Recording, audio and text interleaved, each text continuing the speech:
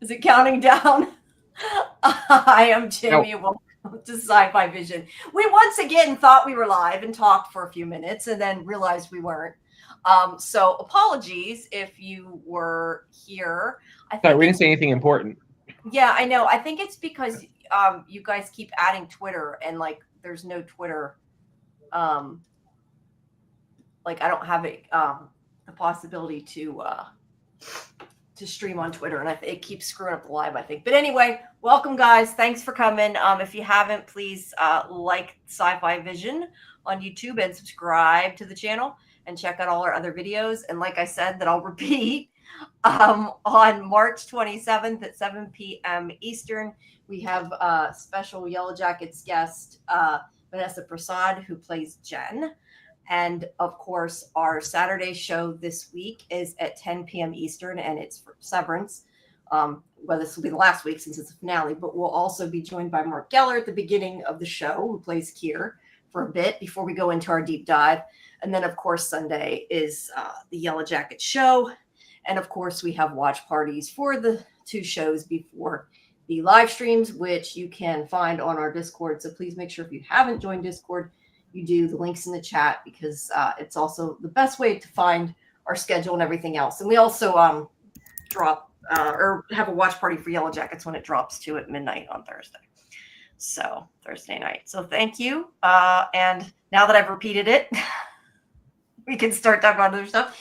We have 4 shows tonight: Wheel of Time, Reacher, Daredevil, Born Again. I keep saying Reborn. I don't know why. 9 Bodies in a Mexican Morgue. Yeah, so I've got a lot to talk about tonight. I always say Reborn also, and I sometimes type in Reborn, but like Google is so smart, or AI, or Elon Musk, who's ever watching me, like, automatically pulls up the right show for me. Yeah, we figure it out. It goes there. Yeah, I think we even put it in the wrong order on there, but oh well. It's all right. So good to be back. Time. Yeah, it's good to be back. Good to have a full slate, as you were saying. Yep. And what would you guys like to talk about? As I said, I think we should probably start with Wheel of Time. And if you guys are, waiting for a certain show, just let us know. We'll probably do, I assume, Reacher and 9 Bodies when we're done with Wheel of Time quickly, so we can get to Daredevil, unless you guys have an issue with that. So we're the same as we are each week, in case people want to skip something. Want to skip some parts of it? Yeah, but, not every show. Right. If you do want to hear about Daredevil, though, it is, of course, from last week, because we don't cover the one that's tonight because, people haven't had it was just on an hour ago. Yeah, it was just on an hour ago. So technically, Daredevil's from last week. But anyway. But thank you, everybody, for joining us. Hi, Justin. I see you're in the chat already. Welcome. All right, guys. Well, right. Let's get started, I guess. A lot of shit went down in that first episode. Yeah, 18-minute cold open. Holy crap. Yeah, that was really something. And you guys I told you this a couple weeks ago when I had seen like an extended promo after I was watching Reacher. That was the scene that they played. Maybe not the whole, like up until they run out into the street. It was pretty, and I was like, oh my God, is that the first whatever? So some people had seen it. I know you guys hadn't. It was really something, huh? Yeah, I want to know how many millions of dollars that fight cost. That's what I was thinking. It's all good. It's on Prime. Jeff Bezos has got the I hate when I can't see where a notification came from. Okay, I found it. Just me. I was going to say, whoever notified me, I can put in Discord when we're ready to move on to the different shows, so you know. Oh, that's a good idea. That's a good idea. Some people have not seen them all. So it opens with almost like a red wedding-y kind of a thing going on, right? One way to put it. Yeah, pretty much everybody who isn't a main character is dead by the end of it, right? Yeah, well, at the tower at least, right? Like there's a huge like assault on the Emerald on the Sisterhood, really, right? Like it's and like it's like I don't know. What did you guys? I watched the whole first 3 episodes. I know you guys didn't, so you guys talk a little bit first. I saw 1.5 episodes. I Okay. did not finish the second one, but I know we've at times had problems with this show because sometimes it's a bit slow. I definitely did not feel like it was slow this time, especially after that big fight. I liked, although I may mix in some of the second episode because I did watch them together. So I apologize if AJ, I don't want to accidentally spoil you. Yeah, no, I haven't. No, I know. Was the Arch thing yet? Was that in episode 1? Well, it's funny because I didn't even know. I might have tried attempting it sooner.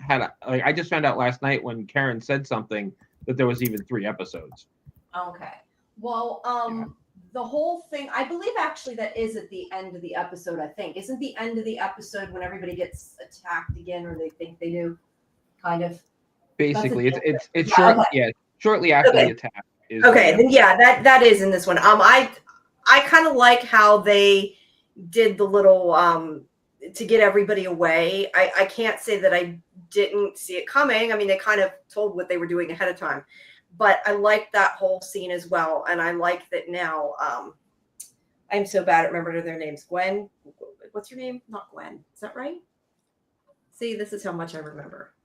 Egwene? Who are you talking? Like, what do you? Okay, so this. Yeah, Egwene. I'm calling her Gwen. One of them calls her Gwen, don't they? Because for some reason I keep thinking Gwen. They say Egwene. Okay. I mean, so this episode really focused on, we have the main 5, right? And and actually that's not the main 5. That's Which just is funny. That's not a picture of the main 5. That's just 5 people. 4 different cast photos. I was just going to say, I like that she got her ring, was what I was going to say, that they kind of, sped through that. There you go. That has all 4 of them, all 4 groups together. It shows the 4 groups that split up. Yeah, I didn't know which to put because they're kind of, the main 5 are kind of split up in that picture. Yeah. So it's hard. Yeah. But there's a lot going on. I really like I said, the opening was great, and I want to know how much money they spent on it. That was my main comment as I was watching. I was thinking it was great, and it had to have been really, really expensive though. That I gotta say, that's one of the great things about shows that are on Prime.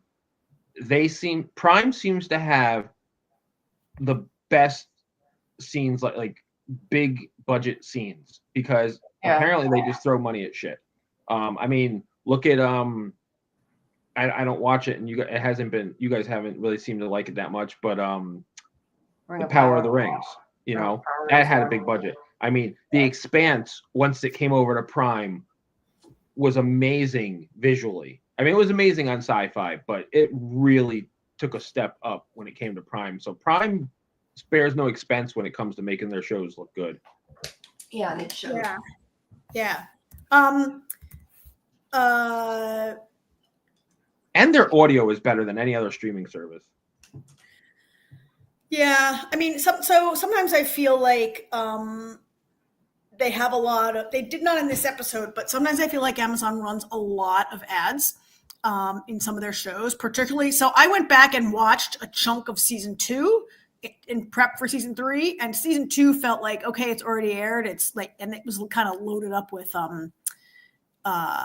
more ads. With more ads, I felt like I didn't really notice them that much. Maybe because after the first 15 minutes, I was so totally exhausted from the first 15 minutes that I had to take a break by watching an advertisement for a minute. I don't know. I just know it took a lot longer than an hour because I didn't get anywhere near where I intended to get them both done without. I didn't think. Yeah, about the first episode was a little over an hour. Yeah. Yeah, but yeah, I mean, pretty. So good I mean, I tell you, it's the whole thing is crazy because I mean, you got the 5 friends and they've all got their own shit going on, but they all, we saw them band together at the end of last season. They've been hanging out together for a while now. They have the protectors with them. They got the new princess girl. She's like 0.5, so we'll call her 5.5. Even though she's going back to the tower. But I'll tell you, is Elena, I think, right? Strawberry blonde hair, I think. Yeah, I can't remember her name. Here she is. This shot is from episode 2, Jamie, right? But no, that's the first episode because Egwene says the only way she's going back that she's leaving with the ring is if she'll go back to the tower, but she's doing the trials immediately. Yeah. Okay. And then we don't see what happens. And we don't see what happens at the trials, which I have a theory. I think that she turns on them, and I think she joins Rand. And I think that's what scares her, because no matter what, she's always got his back, even if he goes crazy. Yeah. I think that's why they show us. I love, though, that she never intended to stay. Well, yeah, no, that was I had that figured out from the start. Yeah. It's Elaine. Elaine Tricon is the princess of Andor. Okay. Or they call her the daughter heir. They call her, right? They don't call her the princess. They call her the daughter heir of Andor. Yeah. Yeah. She's got a bigger part this season. Yeah. So did anybody feel like, I'm not saying I felt like this, I'm just asking, and I'm not watching the chat. Jamie, maybe you can keep an eye on the chat. Did anybody feel like that was just like a lot? Did anybody feel like it was too much? No. This show sometimes is hard to follow if you're not paying a lot of attention.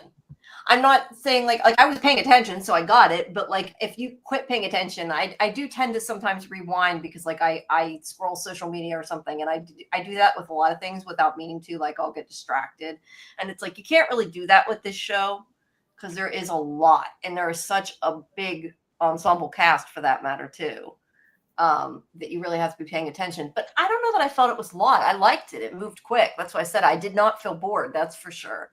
But yeah, there is a lot. And like, I'll be honest, I don't remember probably 80% of the backstory, or not the backstory of the first 2 seasons. I mean, like that's why Karen, I really struggled to try to remember it. And I know Karen goes back and watches the finale. That's why she always watches the finale of the previous season.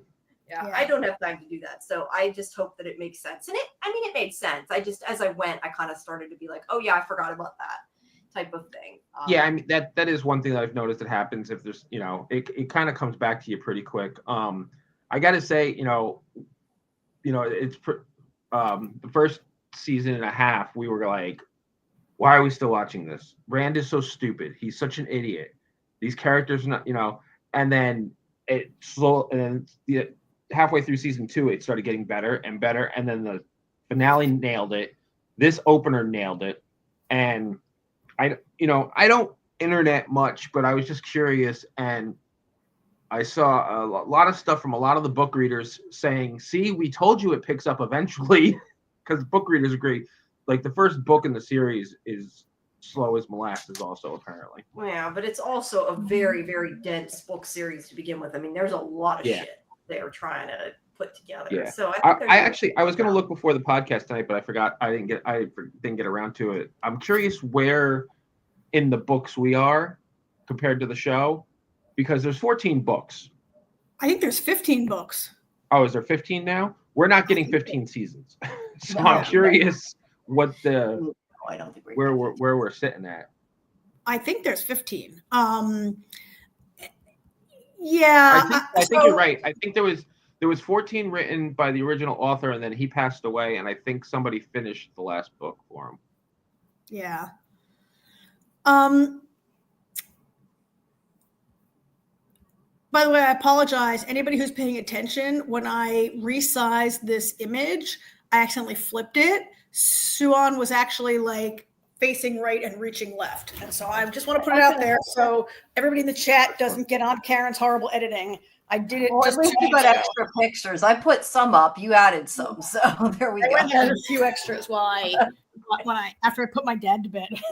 Well, to be fair, I put them up before I remembered what anything was about to know who was important. And then so I didn't know what was what episode because I hadn't watched it yet when I put them up. So it's okay. We just do this to not put our own faces on screen, right? So because nobody wants to watch 3 people talk for 2 straight hours.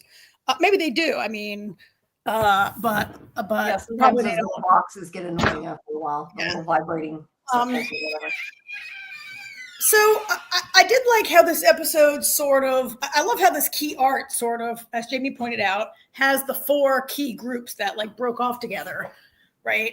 Sort of by the end of the episode or as they will, we've got like, I guess they're not all broken off together yet, but we have like, it sort of set up that, I mean, we knew they couldn't all stay together, right? Like, it wouldn't be show if the 5 of them just didn't like get separated. It's such a huge cast. That's why sometimes there's so much going on. It's huge ensemble. Mm-hmm. I mean, the last group is, I think, like all villains, but still. Yeah. Well, I'll tell you, if it keeps going the way it's going with Maureen, there's going to be a 5th group, and it's just going to be her by herself. Because they're going to find out that she's playing, that she's manipulating everything eventually. Yeah. But she always has been, right? However, I feel like that first episode, that was extreme.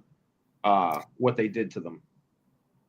You mean like, because she like by the way, I love Lanfear's new like haircut, and I love the way the Forsaken all like, I love like they have like, they're all wearing trousers and lapels and sort of like what we would consider like more modern, less Lord of the Ringsy kind of clothes, right? Like, I just love sort of the costumes and the way they're like blending everyone. All the costumes on the show are great, to be honest. So it's not but yeah, I think what she did was a bit extreme, and I thought Morgaine was gonna, obviously get them to stay away, but I didn't know she was gonna let her do what she did. But obviously, as soon as stuff starts happening, you know that it's part of their plan. But I will say, whenever the second Rand was like, when there was like 2 Rands and 3 Rand, they're like, what the fuck is going on? That was a little bizarre. I liked it, but that was funny to me, because I was like trying to figure out what was going on when all these Rands were popping up. But I mean, so Jamie, you said like it surprised you that Moiraine let Lanfear do that. And I thought she could do something herself that wasn't harmful, at least. Like, I knew she was going to do something to get them apart, but I didn't think it would be let her terrorize them. But they planned it together, right? Except Lanfear went a little bit farther than maybe Moiraine wanted to. But like, you made a deal with a Forsaken. Right. Like, what did you think was going to happen, right? Yeah, and then what happened to Nynaeve wasn't her. I mean, that was the other Forsaken. So, but yeah, she's like, wait, they can be healed. That was her answer.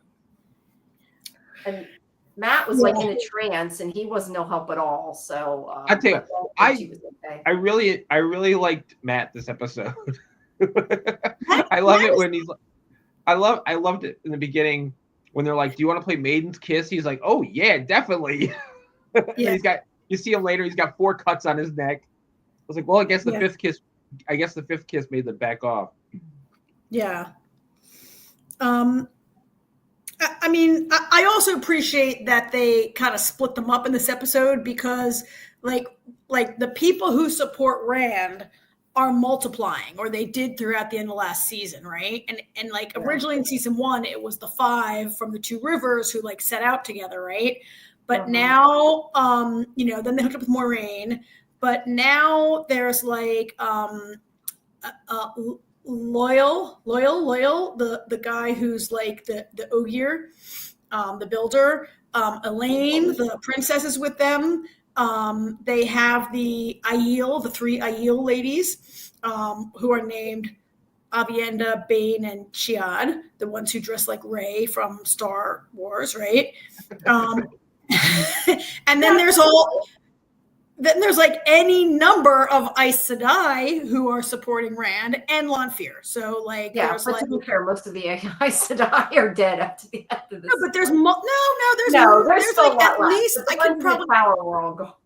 That was the ones that died. That was like the main council. Yeah, the council. Yeah, it was only like at the beginning of it.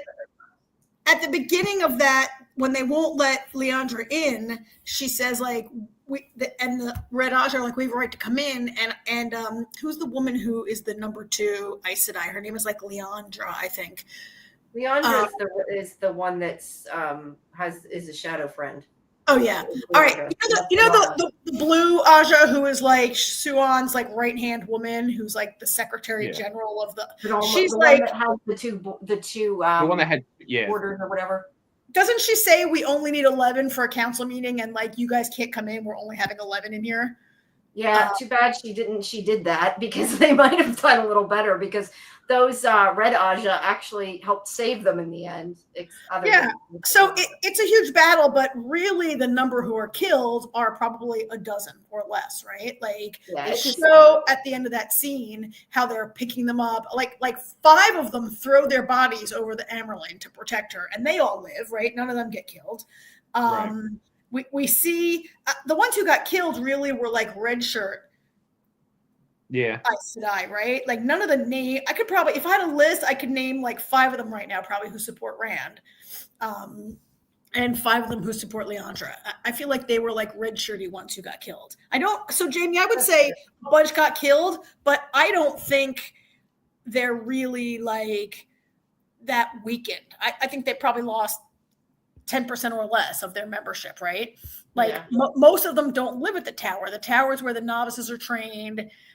I've seen the tower as like the Vatican, and like there's people working at the Vatican, but there's priests and nuns all over the world also who are not at the Vatican, right? And by the way, I think the one you were talking about, you said Leanne. I thought you said Leandrin. Yeah, Leanne is the one that's one of her right hand, like you said. One her of right Siobhan's. hand. Sorry, I corrected you. I thought you said Leandrin. I don't think there's a photo of her anywhere. I don't think she's in this. Or maybe she is in this picture, one of those very small people in the back that you can see. I thought she was in one of them, but maybe not. She was from that. Was she from? Was it Van Helsing? I don't know. She was from something we watched. I feel like it was maybe Van Helsing. I mean, anyway. So, I mean, I can tell you something that. Yep. I mean, so it ends. The way it ends is when Rand is like, so they're like, Rand, you have to go to, I think it's called Tyr. Tyr is where they want to go. Yeah, supposed to go to Tyr, and he's like, no, we're going to some kind of. Yeah, it's like that kind of backfired. Their whole plan backfired, but he's going to get an army. I mean, maybe that's not a bad idea. He's going to the Aiel wasteland with the Aiel women to like recruit their people to be his army, right? And so they want him to go to Teal to get this sword that's called Karakarn, which sounds to me, it's like the sword and the stone, right? They say like, but it's like the sword. It's not a sword or something like that. But yeah, kind of. No, it's a sword, but no, but they say something like the sword that's not a sword. I forget exactly what they said, but yeah. So I mean, there's a bunch of other stuff I think that happens in this episode that I'm not really sure. Well, go ahead, AJ. One thing is, so Karen, since the show started and mentioned in text earlier today that Rand is an idiot, or actually a dope. Maybe he called him a dope. A dope. He's never. My response was he's always been that. This guy is never going to be able to save the world, and I agree that he's not going to be the one to save the world. I still think it's gonna be that even though he's the quote unquote dragon, I think there's more to it than anybody realizes, and it's not just one person that it's going to take. And I think Egwene is the key to everything. I just feel like she is the most powerful of all of them, and I really think she's going to be the deciding factor in the end. Every time Rand like has an idea, I think of there's a scene near the end of season 2 where the Amerlin, somewhere in season 2 where the Amerlin says, "All right, he's really the dragon. I got to meet him now, Moraine. Sorry, right?" And Rand speaks to the Amerlin, and she said at one point she goes, "We'd be so much better off if you were a girl." and every time Rand like makes a plan, I'm like, "Oh my God, we'd be so much better off if you were a girl, or really anybody else except for you, Rand," because he's. I mean, Lanfear is not, and Moraine are not wrong when they talk about how Rand's devotion to his friends is going to get everybody killed, and he makes every decision like for the good of those poor people. There's another point, I'm not sure it's in this episode or in season 2, where someone says to him, I think it's Lon says to him, he's like, "Oh, my friends, I have to save my friends." And Lon's like, "Stop being so selfish. You have to save the world, not just your friends. You have to save like everybody." Yeah, but you know what? What did Lon do in this episode? He runs and he saves Egwene, who he saves Nynaeve after she falls under. Yeah, right. Twice. He's one to talk. Sorry, go ahead. He saves her twice. First, when they bust into the Amerlin's like throne room or whatever, right? And people are lying around dying everywhere or injured, and And he somehow just picked her up. he sees Nynaeve under a rock in the background of the scene and grabs her, right? And then he saves her again when she's getting stabbed by the gray man. And clearly he was supposed to wait and let it play out, right? Like, Morgaine was not happy about that. Just giving him the evil eye, like, what are you doing? So I'm a little confused about the relationship here, because so the link between Moiraine and Lon is reestablished, and the link of the Aes Sedai and the Warder is always portrayed as like unbelievably, unbreakably close. I guess not always sexual. I thought it was. It doesn't have to be sexual. Just because we've seen a lot of them be sexual. She's a lesbian, remember? She was hiding it. Just because she could be bisexual, but she's hiding that she was involved with the Amerlin, which I think there are good reasons to hide that, not just because it's. I really don't see this show as having any prohibition on. No, I don't think that's why she hid it. I think it's because she's the Amerlin that she hid it. Yes, and I don't think that because we saw her involved with one woman means that she's gay, right? No, I said she could be bisexual, but I don't think she's like attracted to Lan. At least she doesn't seem to be. He's been in love with Nynaeve for a while. I just don't get how you can like have those two commitments, like how he can be in Nynaeve and be like, is he going to be committed to her when he has like an overriding commitment to his Aes Sedai? Like, definitely, I just don't see how it can work. Yeah, that's a good question. Am I the only person who like wonders about this? Like, how can he be? No, I've thought of that before. Like, he can't. How does he has to put her first, right? I mean, that's how he's. I see it like this. Yeah. I feel like the tides are changing, and things are not like. Think of that as the old ways. Like the new ways are coming. Didn't she also tell him he could leave? Like she. But he refused. Contract. I know, but I thought maybe like they weren't. But I think they're still bonded the same. Now, let me ask you a question, because there's one thing I'm trying to remember, and I don't know if I'm misremembering it, but Lanfear, I cannot remember these people's names, and I can't find them fast enough on our database. Lanfear, that woman, yes. Lanfear, she was the one that Rand was with and didn't know it was her, right? Yes. But I thought that by the end of the season, he knew it was her, because he was talking about her like she was a good person. So why was he telling the two go? I'm so they didn't know. They didn't know about it. Right, but I mean, he was talking about her like his, the woman he slept with was like a good person. I thought he knew that it was her. Yeah, Jamie, I think this is a very complicated thing where, remember, he's basically a little boy. Egwene was his first girlfriend. I don't know if they ever had that I don't know about, but he was kind of bragging to Perrin and Matt about sleeping with this woman. I don't think he was bragging. I think they really dragged it out of him. Yeah, it wasn't a brag. Fair, but he seemed happy to finally. To be fair, it's Rand. So you get. Yeah. He says to Selene in season 2 when they go away to the cabin together right before the reveal comes out. He says, "You're the first woman who's ever seen me as a man." He's very, I think, confused still and conflicted about his big boy relationship with a grown older woman who taught him quite a few things in the bedroom and out. The thing is, he was tricked by her, but it doesn't change. It doesn't mean his feelings for her weren't real. So it's gonna, Well, the way he talked about her to me didn't right. sound But he said Selene, not Lanfear, who she turned out to be. You know what I mean? Remember, her name was. She said her name was Selene, and so he could play both sides of it and be like, "Yeah, I was in love with this woman, Selene. She was wonderful." I guess this chick Lanfear that I met shortly after, she sucks. Well, also remember, I think there's a thing going on here. Like, they're fated to be together. They've been in love for 1,000 lifetimes. Like, in every lifetime, they fall in love, right? And Lanfear and the dragon. It's fate. And I don't think, especially Lanfear, especially is still in love with him, right? I think Rand has complex feelings about his dream girl next door who he's supposed to be with, right? His little next door childhood high school sweetheart, basically. And like the woman who made him a man, right? I think he's really and what is going to happen when Egwene finds out that he was sleeping with a Forsaken? The enemy.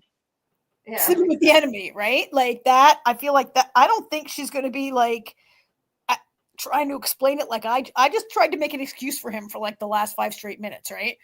Yeah. And I don't think Egwene is going to see it that way. No, I guess my whole point is I felt like that scene where he was kind of like, you're right. He wasn't exactly bragging, but he was kind of like, oh yeah, like I was with somebody else, since then, and not like saying, yeah, but she turned out to be the Forsaken. Like he didn't add that part. Of course he's gonna leave out that part. He's like, yeah, well, that's why I would think he just wouldn't have mentioned it, but yeah. No, but I haven't really loved the relationship between Egwene and him from the beginning. I don't really see the chemistry there as much. And I'm not saying I necessarily do with Lanfear. I'm just saying, like, at least this season, especially, like, I don't really see from his end. I do from her. Like, I can see that she's still in love with him, but I don't know. I don't remember seeing it the other way around. I definitely don't in this season. Maybe I did then, but I don't remember. So AJ, you think you really see it? Oh, absolutely. He is, especially in season 1, you can really, really see it because it's like, it's almost like she's doing him a favor by being in love with him. like you know how they always say in relationships, make sure the other person's a little more in love with you than you are with them. He is totally more in love with her than she is with him. I think they're a little bit like they're from a small town where there weren't that many dating options. And I feel like they're like this couple that meets in the 6th grade and they date all through high school. They like each other and they date and whatever. And then like you go to college or out into the world and like you start to become a person and come into your own. And like she's becoming into her own. Yeah, and she's way more powerful and way cooler than him. And I'm not convinced that she's not the dragon. Even though he's the dragon, but I feel like if there were 14 more books, couldn't there be some twists and turns here? But that's exactly what I've been saying. I feel like she's the ultimate savior. I don't think it's Rand. I think it's almost like Rand is the false he's the ultimate decoy. Well, there's that guy from season 1 who was in the cage who they keep calling the false dragon, right? He proclaimed himself the dragon, but he wasn't. He was a false dragon. I mean, Rand could be a false dragon, right? I mean, I do still really like AJ's theory, and Jamie, you, I think, have subscribed to this theory also that the 5 of them together are the dragon, and maybe that's why. We've all kind of said that. Yeah, I don't think it's just him either. Otherwise, they picked a really sappy leader to be the... Well, it's not that he was picked. It's the Dragon Reborn. Like, no, I mean like the writer. Like I don't like him as being like the savior. They didn't. I don't love his character, and I think that's part of why I'm like. Well, that's. No, I think that that's. But I think you're supposed to like his character. I mean, he's like one of the main ones, but he sometimes, like we said earlier, he can be sappy. So we need David from the From Chats to talk about the hero's journey and the archetype of the hero, because like Rand is on the hero's journey, but maybe a lot of people here are on the hero's journey, right? Like Nynaeve, Matt. I mean, Matt is like he went from like loser to hero at the end of last season. Now he's kind of like back to loser, like bragging about his horn and whatever. And like, he has a lot of growing to do yet. Right. Yeah. Nynaeve still can't channel. They're all on sort of like a hero's journey here. Well, I mean, Matt's the comic relief. So yeah, every now and then he does something smart and good. You guys, episode 1, in this episode, where's my picture that I wanted to show here? Not this one. Remind me, does this happen in this episode, or is this the second episode? I think that's the second episode. Okay. Is that? Yeah, baby, it is. Shoryag Dashlu coming in episode 2. Nice. Yeah, love her. So this lady on the left is the queen, and she has a couple of sons, and Jamie and I, there are some scenes where Matt demonstrates some complexity coming in episode 2, Jamie, right? Like, I don't really want to talk. I'm not sure. I was only like halfway through the episode. All right. I mean, nothing happened to Matt yet, really. We'll see that conversation next week. I mean, there's more to Matt, right? I mean, there has to be. Matt. Oh yeah, absolutely. Yeah. He can't just. Well, that's crazy. That's why he goes with Nynaeve, because that conversation that they have. I mean, basically, she's his shrink, and he needs it. Yeah. He tries to. I feel like he's having memories of his past lives, like when. He absolutely is. Right. I wasn't sure how much of that was like, if some of that was what Lamphere was doing. I wasn't 100% sure with the card. No, because he says it's happening all the time. Okay, so the whole like hallucination he had then wasn't from her. The hallucination was part of the hallucination was Lamphere. But before that started, when he was when they were talking, that was legit. Oh, right. Yeah. No, but I mean, the thing with the cards, when he wasn't that was Lamphere. He was listening, that was her. Okay. Because that's what caused like her not to be able to have help when the other, when the gray, whatever it was, the gray guy, I forget what they called him, when he attacked her. Gray man. Yeah. Gray man. The gray guy. The gray man. When he attacked her, that Matt was just kind of standing there, absolutely no help, because he was hallucinating. Hypnotized, basically. Hypnotized, yeah. Yeah, I think so. I mean, in terms of Matt, it's not. I'm wondering if, you know how he can speak like the ancient tongue, whatever they call it, the old tongue, the old language, and he has these memories. And I guess it's not clear to me if these are his memories of his past lives, or somehow the memories of all the heroes have gotten into him, or something. I'm not really sure what he's trying to process. Or Jamie trying to reintegrate like they do on Severance. Yeah. Yeah. I don't think they're all his, but yeah, they could be past lives, I guess. I hadn't thought about it like that. Yeah. I'm a little surprised to see. So on the left is Min, Matt's friend, who can see the future a little bit. And like, I was a little surprised to see that she's going to be a full character. The way her story ended in season 2, she could have just been like passing through and gone, right? But she's on the team now. I do like her. So she's back in. On the right of this picture is Elaine, Princess Elaine. I liked seeing her as a little more of a person. Yeah.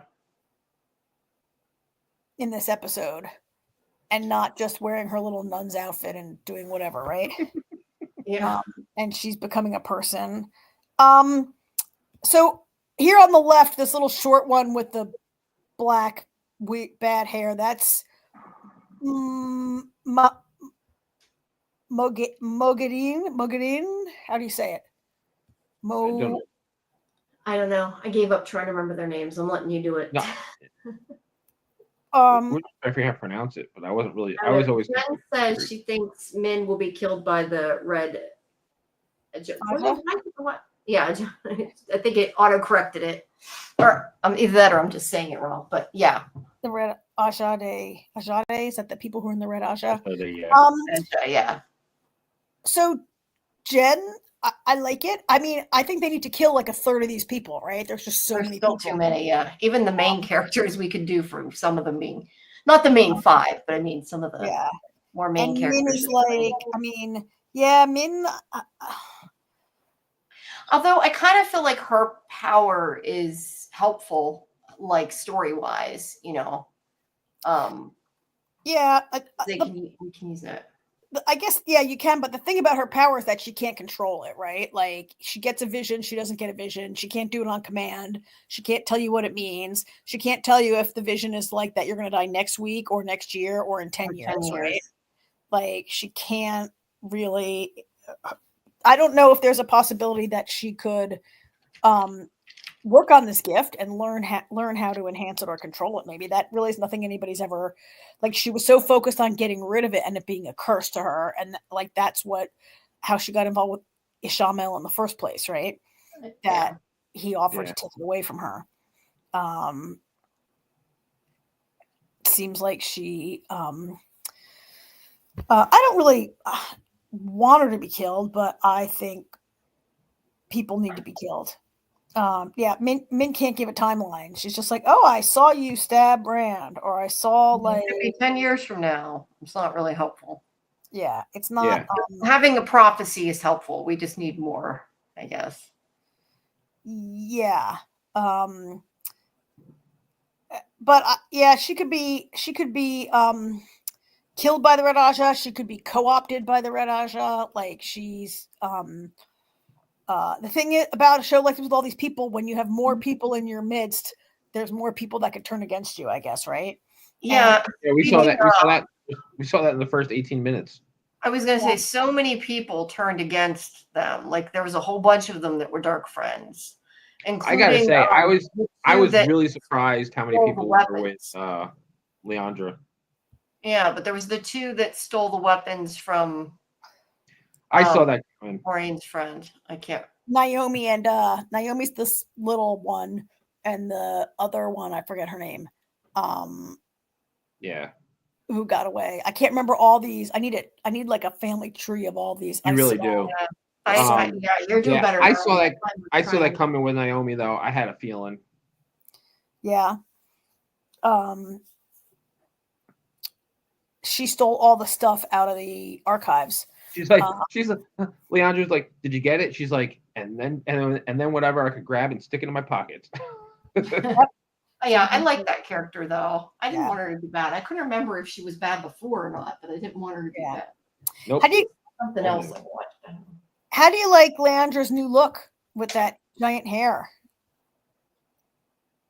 Yeah. Leandra? Isn't it Leandra? Yeah, Leandrin, I think. Leandrin.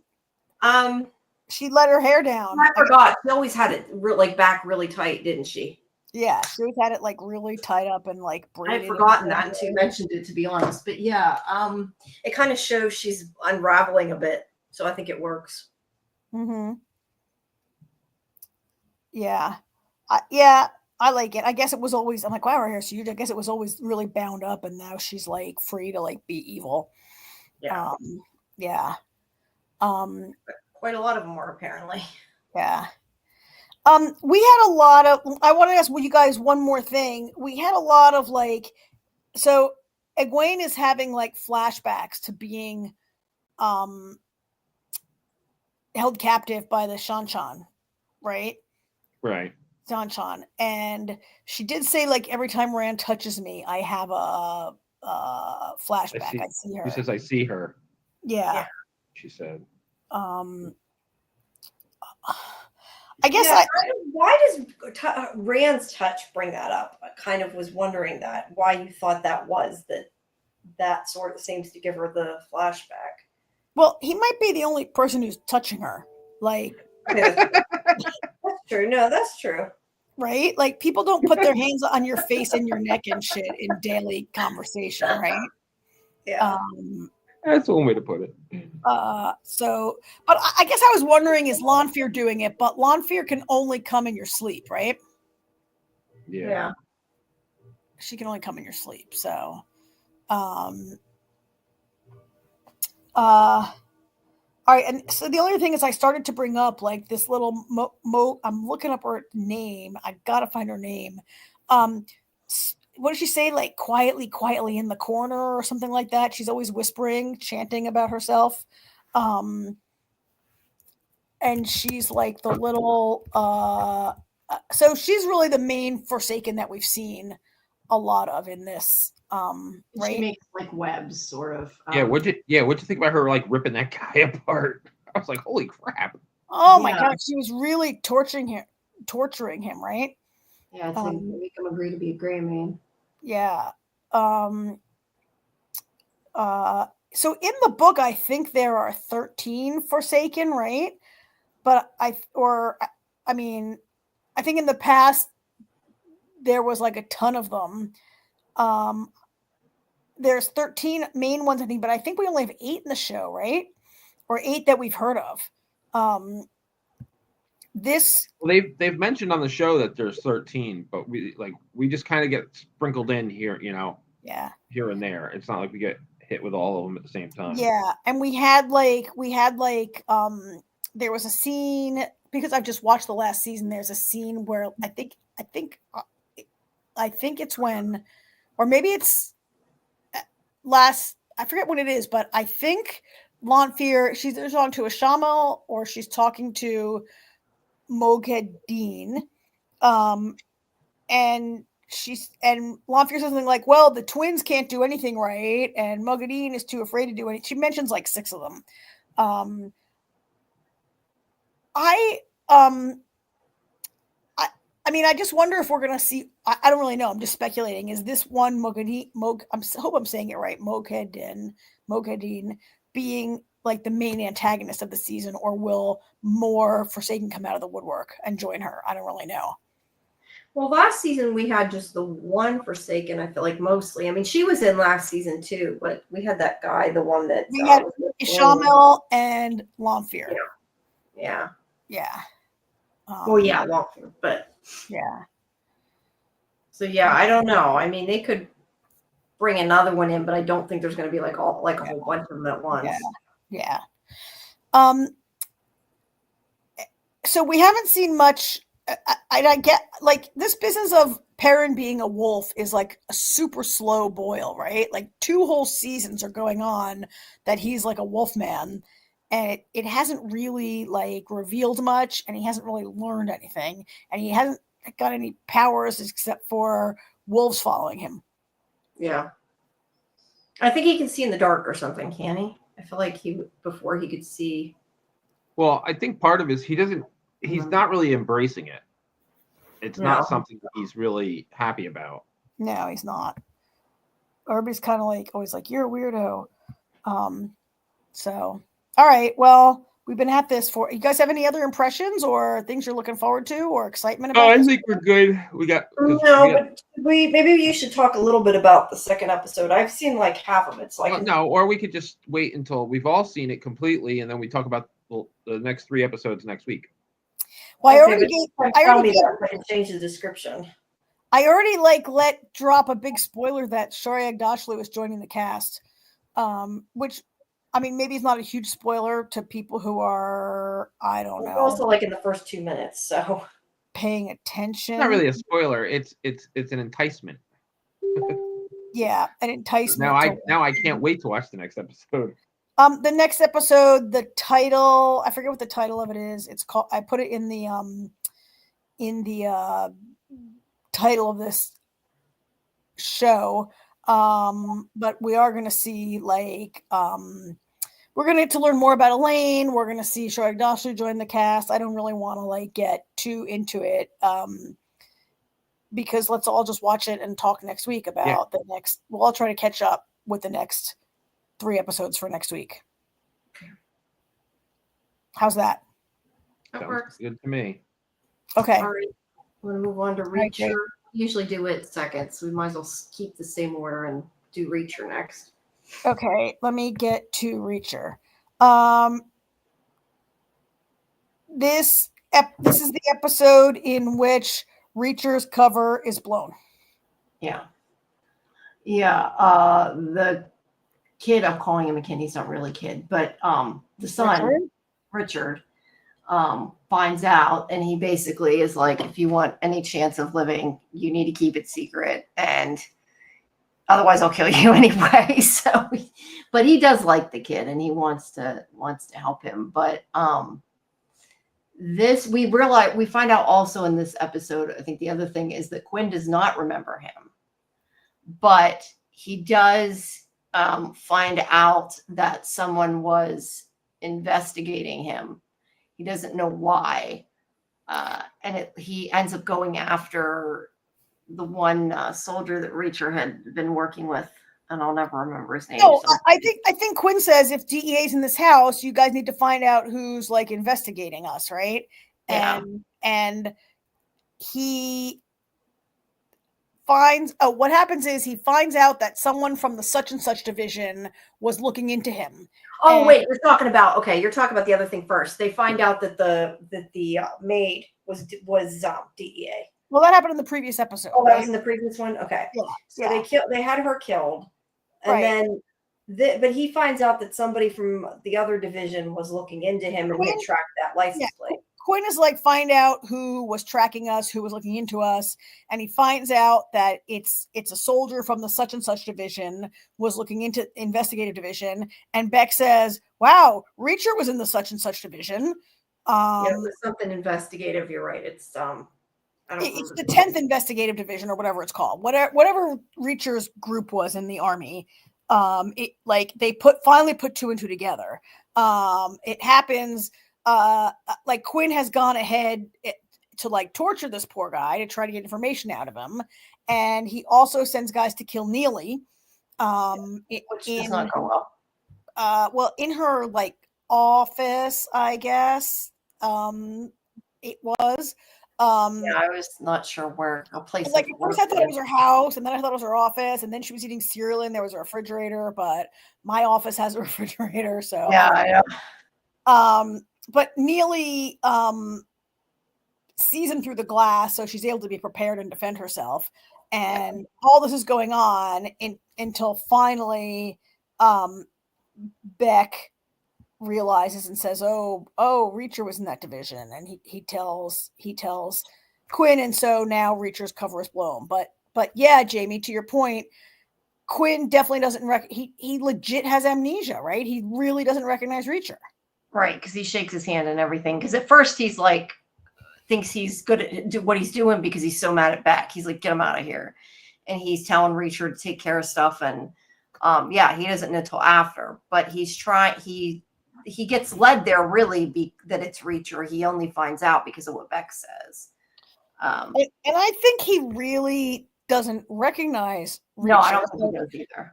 And one reason I think that is because no matter how cool a cucumber you are and able to like maintain your composure, like wouldn't you be like murder you and you? Oh my God, that guy shot me in the head and pushed me off a cliff, right? Like, yeah, you'd have some kind of reaction. Yeah. But we find out that he owes money to the Russian mob, and that's why he's like running guns, because he's trying to get the money for them. So if when you say you mean deal, Quinn? When you say Quinn owes money. Whatever you want to call him. I get confused sometimes. Yeah, no, sorry. I don't tend to say that. I tend to forget everybody's name. So we know that he's running, having Beck sell guns and that, but they're getting the guns because he owes back the Russian mob. That's part of why he's doing it, because he borrowed money from them to start his, whatever you want to call it, his weapons. I don't know if they don't manufacture them, but whatever it is they do, he borrowed money from the Russian mob is the point. Yeah. So now he owes them. So I remember thinking when I'm watching this, like, if they screw up this deal, they could get him killed and then they don't even have to deal with him. That would be good. And that would work well. So, yeah, that would work. Yeah. And they don't even, because then I'm even thinking back, like, why doesn't he just try to mess up the deal in a way that won't get him killed? But at any rate, Beck is really pissed that, or not Beck, sorry. McCabe is really pissed, Quinn, whichever you want to call him, is pissed that Beck let an agent in, not once, but twice. Yeah, now 2 agents. So he is going to hurt his son again, or at least he threatens to hurt Richard, and he makes him play Russian roulette. And then he ends up, is that in this episode? I don't want to say too far. Yeah, that's in this episode. Okay. Yes, yeah. Russian roulette. And, he makes it sound like he's going to take Richard's other ear, but he does. takes his instead. And because he does love his son. He's like, I'll do anything, don't hurt him. Because I guess it sounds like in the book they do, and that's why that reference was made with what's his name? The big guy. Paulie. Wait, in the book, Paulie. they chop off his other ear? No, in the book, from what I read in one of the recaps I read, it sounds like in the book they rape him, and that's why he made that. I guess. Now I don't know. I'm just going by what I got out of that person's recap and what it said about the book. I didn't reid the book, so I don't know. But it says, "You're lucky I don't tell Paulie to bend your son right over." Yeah, so I guess that's from the book. They do more to him, but he leaves his son alone. Other than he makes him play Russian roulette. I mean, he does do that, which is not good. But he ends up okay. He does also. I like how Richard did try to point the gun at Quinn. I mean, he got some balls there for a bit. It wouldn't do any good. I mean, Quinn was right. You shoot me, he's just going to shoot your dad. Like, you don't have a choice, which is what he was saying. Like, your father. Well, except you'd be alive, right? Like, yeah, I know. Part of me was thinking, just shoot him anyway. But the problem is that he didn't know if it was the bullet, so like he would have to pull the trigger a couple times potentially before it would shoot him. Oh, okay. And then he would have been dead. Yeah, but he at least wanted to. And then the other thing is, I felt a little bit, excuse me, Jamie, about the scene that, first of all, I had already seen a person forced to play Russian roulette right. And this is only, I'm like, oh, wait, we're seeing this again. Do we have any more original ideas, or is everybody's going to keep playing Russian roulette? I guess now we know where Beck got it from when he made Reacher do it, right? Yeah, and I think I'm assuming that that's how his son's ear got blown off. That was what I got out of it. I thought they cut it off and sent it to his father when he wouldn't give the ransom. Oh, that's right. They did say they cut it off. Okay, never mind. I was thinking he blew it off, but you're right. I also thought the Russian roulette scene was, in this scene with Richard, was there to show that Quinn is a psycho. But I already know Quinn is a psycho. Like, I don't know that I needed it all. Yeah, we didn't need it. But the point was he was threatening his kid instead of him, which, like, he should have just threatened Beck in the first place. But so yeah, and I don't know. Do they say about the party here in this episode? Party? What party? The party? Not yet. Okay, that's not going to spoil anything. Me saying that. I just didn't know how far it went. Okay. So. Yeah, he threatens his kid and he's like, I'll do anything, just don't hurt him again. Yeah. And he does in the end let him go. Now, if he had shot himself, he wouldn't let him go, but the gun didn't end up shooting him. So instead he cuts his dad's ear off. Yeah, I mean, I guess these are Quinn's go-to techniques, and that's fine. They're his,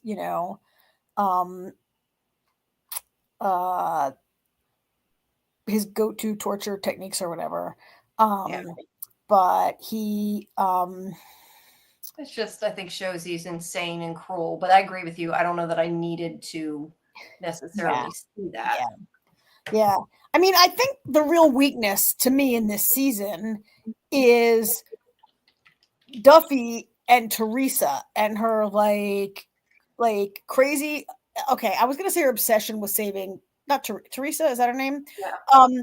Like, I get it, and it's to her credit that she wants to save her, but she's not at all broken up over getting Elliot killed by the guy they were holding illegally, right? Like, like she's not really bothered visibly holding on to that in the same way she is.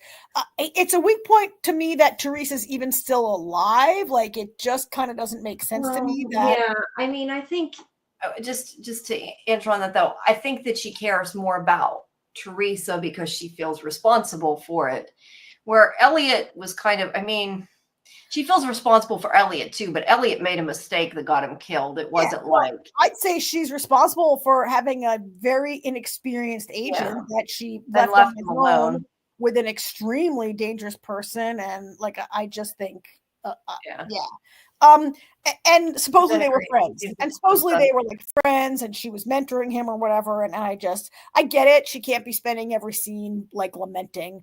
I think it's a weak point that Quinn. She's still worried about him, yeah. No, I think it's a weak spot that Teresa's even alive. Like, that Quinn says he's keeping her alive because the client has a thing for redheads. And I just think that he's like an international weapons dealer. And he's dealing with guy I mean, not getting dealing with the Russian, like, I mean, I guess they have access to women. I mean, I guess, I don't know. I guess it is to show. It's to sweeten the deal, I guess. Well, we're going to sell you guns, and meanwhile, you can have sex with this girl. We're going to traffic this woman as a well, yeah, that too. But right? either way, he's giving it to her to them as a gift. I mean, maybe that's in there to show, to like keep emphasizing how depraved Quinn is. Like, he's a totally depraved, right? He's like, oh, I'm going to sell you all these dangerous weapons and make all this money, and then I'm going to like give you a sex slave for free. Right? Yeah. It's like to show like that he's like the worst of the worst. But it's a little, I mean, I don't know. Teresa gets with Jen. Is she the last redhead? Like, why could he? Was it so important that they get her? That was funny. Yeah, right. Can't they they find any other redheads in their human trafficking? I think the idea kind of was, or at least how I took it, the idea kind of was they had, already had this girl held hostage and they were going to kill her. And since they found out he liked her, the redheads were like, well, we'll just keep her around for him, which is still a weak point. I'm not saying it's not, but I think. I mean, she's not just any redhead. Isn't she a huge liability because she infiltrated their like operation and was a police informant? It just how they killed that DEA agent like instantly. It doesn't make sense that they kept her alive at all. Yeah, like she's like Jen's like right. She's obsessed with Teresa. Like she's really like it's a lot. She barely cared Elliot was dead. She called and lied to his father, and then was like, which she had to, and then she's like, let's just get But she's really kind of obsessed with Teresa, and to me, it's just a weak part of the story. Like it doesn't balance with the complete like evil that's going on like over here with Quinn and like his, like right? And I feel like we already know that Reacher's invested in getting Quinn. I feel like she would have stayed invested just because she wouldn't want Quinn to get away, knowing how evil he is. Like, I don't think that girl had to still be alive to make the story work. I don't know if it's really necessary either way. So, yeah. So, what else? So he's when he's in with where Quinn is, he sees them transfer an address, and that's how they know that she's probably alive. Yeah. Yeah, and Jen, I was just going to bring up Jen's point, and we kind of mentioned this last week too, that that's not the writing of the Reacher we're used to. He kills people left and right in this show, and I do not remember him being like that last season. He like at least attempted not to kill people, and he's just doesn't seem to care about anybody anymore. I mean, he even threatens Richard's life. I don't know whether he would kill Richard or not, but he does threaten him. He's like, if you tell people, I'll kill you. Yeah.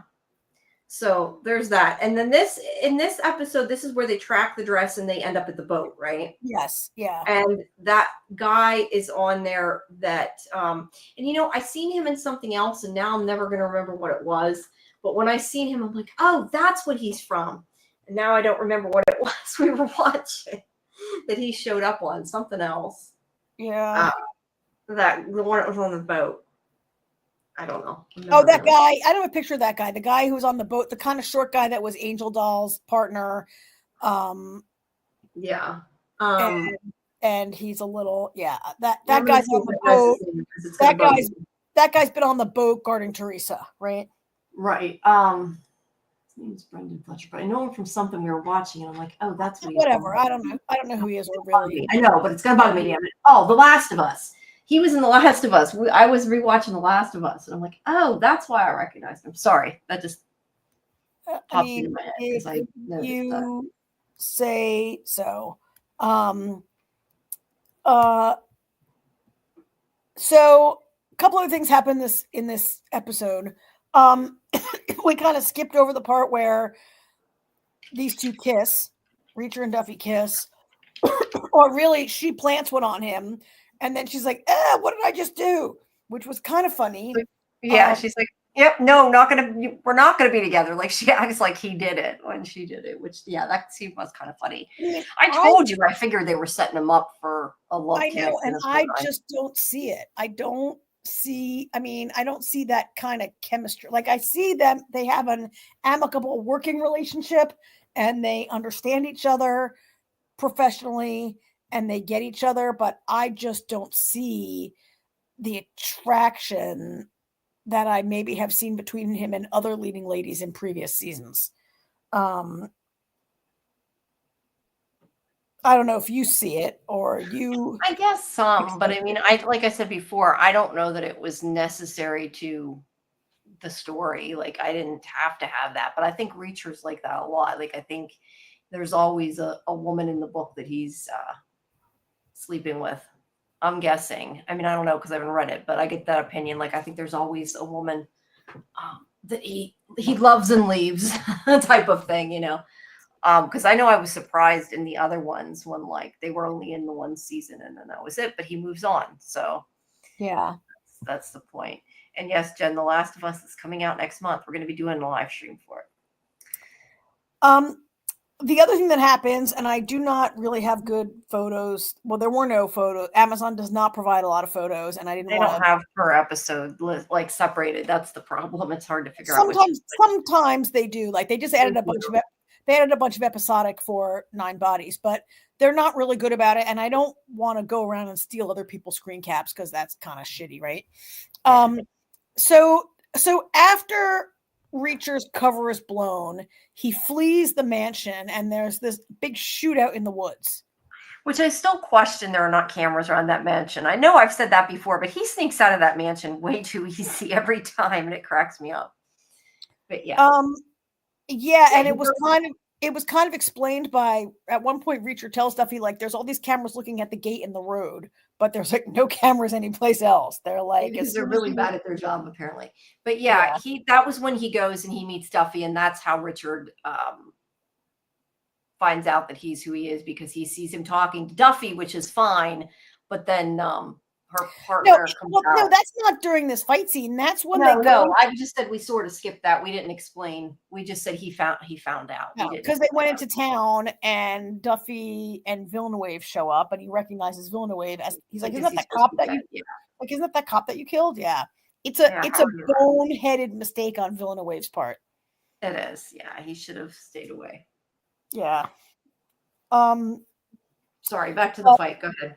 Yeah. So what did you think of this fight in the woods? I had to stop and rewind a couple of times to like understand what's going on. I'm not sure. Is this the fight with Paulie? Or is this no? There's a whole big shootout in the woods with a whole bunch of guys. He kills like all these guys that chase him into the woods. Oh, that the you mean the ATS? See, I'm not sure how far I ended up. I watched the rest of them, so I don't want to say the you suck. I'm allowed to watch it. It's on Amazon. All right, but you're not allowed to talk. I know, but I'm asking you. Tell me specifically what you're talking about because I don't know. The shootout in the woods. With who? I don't know who they are. They're like red shirty guys, I guess. Like Reacher flees from the mansion. You just watched this today, and they chase him in a truck. They shoot him they're shooting at him. He steals the snowplow truck, the truck with the snowplow on the front of it, and he smashes out the gate. He like drives into the woods, but they have shot it up, so he shot it up, so he has to hop out of it. It doesn't work, right? And he's like, they come. Suddenly, these guys have like the scene is a little crazy because now there's some henchmen that are on ATVs that they drive into the woods, which of course beats everybody.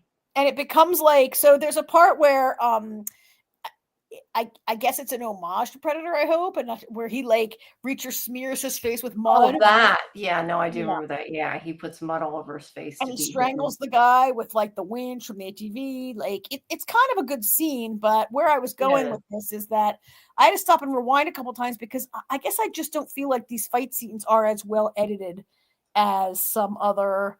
I mean, I think they're fun, but yeah, some of them are a little better than others. And this is when he ends up at the laundromat, right? Yes. So then what's his face's father? Yeah. From. What's his face's father? I keep I mean, I didn't really notice that. That's the one that plays. I keep saying Ricky's father. Yeah, definitely a nod to Predator. Father. And so, I mean, I mean that scene was kind of, whatever. It was it's a little bit of that comic relief of Reacher, and it's just an excuse to gratuitously show Alan Ritchson's body, right? because they could have given him a bathrobe to wear, or they could have given him any amount of things, but they only had a tiny towel, so we all got to ogle Alan Richardson in that scene. Yeah, well, it's not necessarily a bad thing. I'm not going to complain. I mean, no, it wasn't a bad view. It was a little gratuitous, though. But, no, it was gratuitous, but it was also that there's always a little bit of like comic relief in this show, which I appreciate that. After if he's going to kill those people, then we get a lighter moment after it to relieve ourselves. I don't mean to relieve ourselves. I mean to relieve the tension. Relieve the tension. I know what you mean. I'm on a roll tonight with my vocabulary. To relieve the tension after all the killing. How's that? Yeah. So anyway, all that happens actually before, I think, the before Richard and that all happened before the Russian roulette scene, I think. But anyway, I'm not sure about. I think somewhere I forgot. I think I actually had a recap I wrote for this. That's gonna help. I mean, all that happened. It happened before they go to the boat. Before they go to the boat to try to find and they leave him there again, letting somebody. Well, I mean, he lets him die, but he also kind of almost kills him. I mean, he puts an axe through his foot and then sets the boat on fire. I'm pretty sure Harley's dead. So he pretty much kills him. And his last words were, "Fuck you, Reacher." He like shouts at him as they I mean, Reacher even tossed more like fuel onto the boat while it was on fire, right? Like Reacher intentionally blows that guy up. He is a bad person. He's been keeping a woman prisoner before they can sell her, give her to the Russian mafia. Like Harley's a bad dude. He deserves to be blown up. I'm not saying Reacher shouldn't have. Reacher's just kind of murderous this season. He is. He's not concerned about what happens to them. And I mean, not that seeing the fight scenes isn't fun, but like I appreciated before that like he tried not to kill people and he used his brain sometimes. And I feel like he's not trying to do that, I guess, would be the best. Yeah. And so that's almost the end, except we have this scene where they have this scene where Duffy and Reacher have to change out of their wetsuits, which I did really think. Am I the only person who was like, wetsuits? Where do they get these wetsuits? Do they just keep wetsuits in their car just in case? Like, and there happened to be like an almost Reacher size wetsuit hanging around, but I know I don't think there's very often like one that would have fit him that just happened to be sitting there, but there's that. I mean, she was definitely checking him out, right? Oh yeah, but and he goes, "Hey, you're sneaking peeks" or something like that. I mean, that was another like little funny scene that was okay, and I mean, I didn't mind it, but again, do we really necessarily need it? I don't know. Probably not. No. And then it ends where he says, "Pack your bags. We are going to Los Angeles, right? We're going to Los Angeles, yeah." Oh, and the other thing is, we also did forget that Neely, she does get away and she kills that guy. I like the whole thing in that, whether it's her kitchen, her office kitchen, whatever, where he's like, "Call an ambulance," and she takes till the end, and she's finally like, "I called the ambulance. They'll be here in 5 minutes. You'll be dead in 4," or something like that. He says, "Call me an ambulance," and she goes, "Fine, you're an ambulance." There was that too. But then she finally calls the ambulance, and she's like, "He'll be here in 5 minutes, and you'll be dead in 4," or something to that effect. I mean, she doesn't really have much to do this season. I think but she's getting her own spin-off, and that's what I was going to say. I believe the reason they're including her is to remind us that she's getting a spin-off that they want us to watch. Right. But she goes to that guy's house in this one, right? No, maybe I'm mixing up. Guy? I don't even know what guy you're talking about. She is almost killed. Okay, that's right. He almost kills her and she gets away. She's almost killed in her place of business, maybe, or her house. I don't know where it was. So anyway, that was the end of it. Okay, sorry. Jen, that's funny. When Jen's referring to the wetsuits, I said that too. Like they must have Dora's book bag in the car, where Dora the Explorer can just reach in that book bag and have almost anything she needs is in there. And Jen, there's a code. Jen had a comment up here. Oh, right above it. Yeah. We were talking about Richard and Duffy. They have a weird vibe, more like siblings. The kiss felt awkward, not like in previous seasons. He's a Rolling Stone. He is a Rolling Stone, right? And he brings his toothbrush and the clothes on his back, right? And last season, that woman, I feel like he was kind of really in love with her, or they'd had a years-long attraction that had not, like, that was more, and then she's killed, right? That was more of a real thing. Yeah. But yeah, he's like a Rolling Stone. Yeah, Jamie, he does kind of have a girl in every season, right? But these two, I'm just not like really seeing it.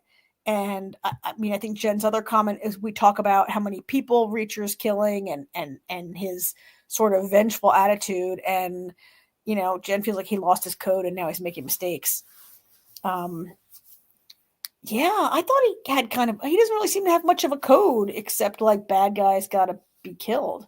Like Yeah, like I said, I like that he used to try to use his brain to outsmart people more often and not kill them and, talk them into doing whatever and not just shooting everybody. But I mean, his MO in this season has mostly been just lying, like not really like, he has some good plans, right? Like when he's like, let's flip over the car and we'll stop this guy from coming up the road and then we'll shoot him. And let's, yes, but they all involve killing the people. Yeah. This was episode 6. No, 6. It was episode 6. Yeah. So are there 10? No, I think there's 8. There's 8, so there's only 2 left. Yeah. So I don't know why they're going to Los Angeles or what is out there that, because this is all taking place in Maine or Rhode Island, right? Maine? I think New England. so. This is all taking place in New England. Yeah, New England. And now they're going to LA, and maybe they're going to the Russian mafia. I mean, the Russian mafia feels a little weird to me still, and maybe we shouldn't talk too much longer about this, but Jamie, when we started talking about this in episode 1 of this season, you and I, Jamie, I think we talked about how whatever the mystery is in like episode 1 and 2 of Reacher is not what it's going to be by the end of the season, right? Right. There's usually a lot more going on. And so I don't know. I don't know if I really see Reacher flying all the way to California when the man he wants to kill is in Maine. Yeah. Yeah. Well, we don't know what his plan is yet, but I agree. It's a little strange that he's kind of out of the blue, like, let's go to LA or whatever he says. Yeah. Look, I've enjoyed this season, but I don't think I don't know. It's not didn't catch me as much as the other seasons did. Yeah, it's maybe not as, I guess every season is not going to be, look, I would love every season to be excellent, right? But maybe, I agree, maybe this one isn't grabbing me as much.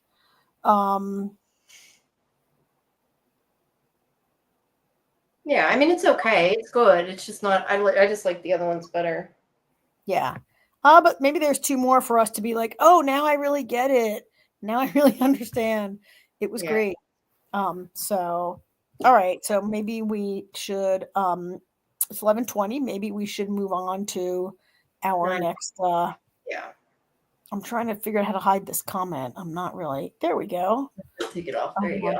Yeah. So Daredevil or no, let's do 9 bodies because I already typed that we were okay. 9 bodies in Mexican Morgue. Hang on while I have 2 overlays I want to add to the list here while we're talking. I have 2 more pictures that I just edited while we were talking. No, I have 1. I have 4.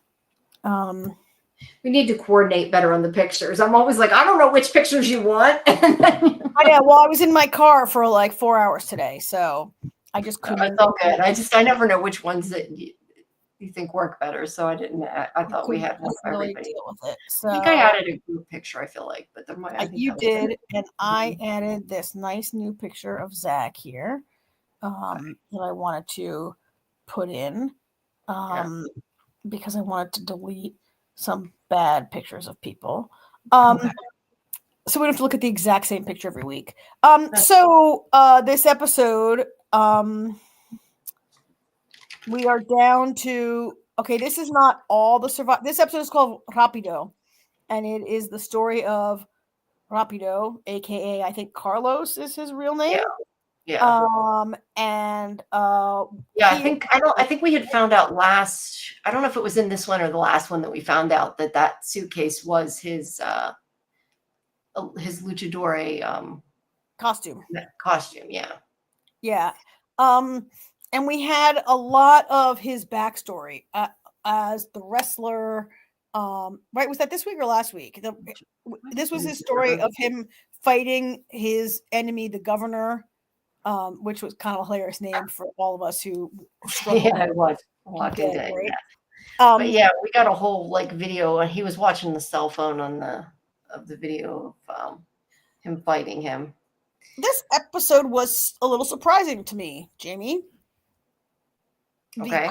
Because we had the extended flashback of this one character that we have not gotten before other character deaths. I know it's only episode 3, and already 4 people who's dead. The pilot, the and the stewardess were dead in the first one, and then last week was Travis, right?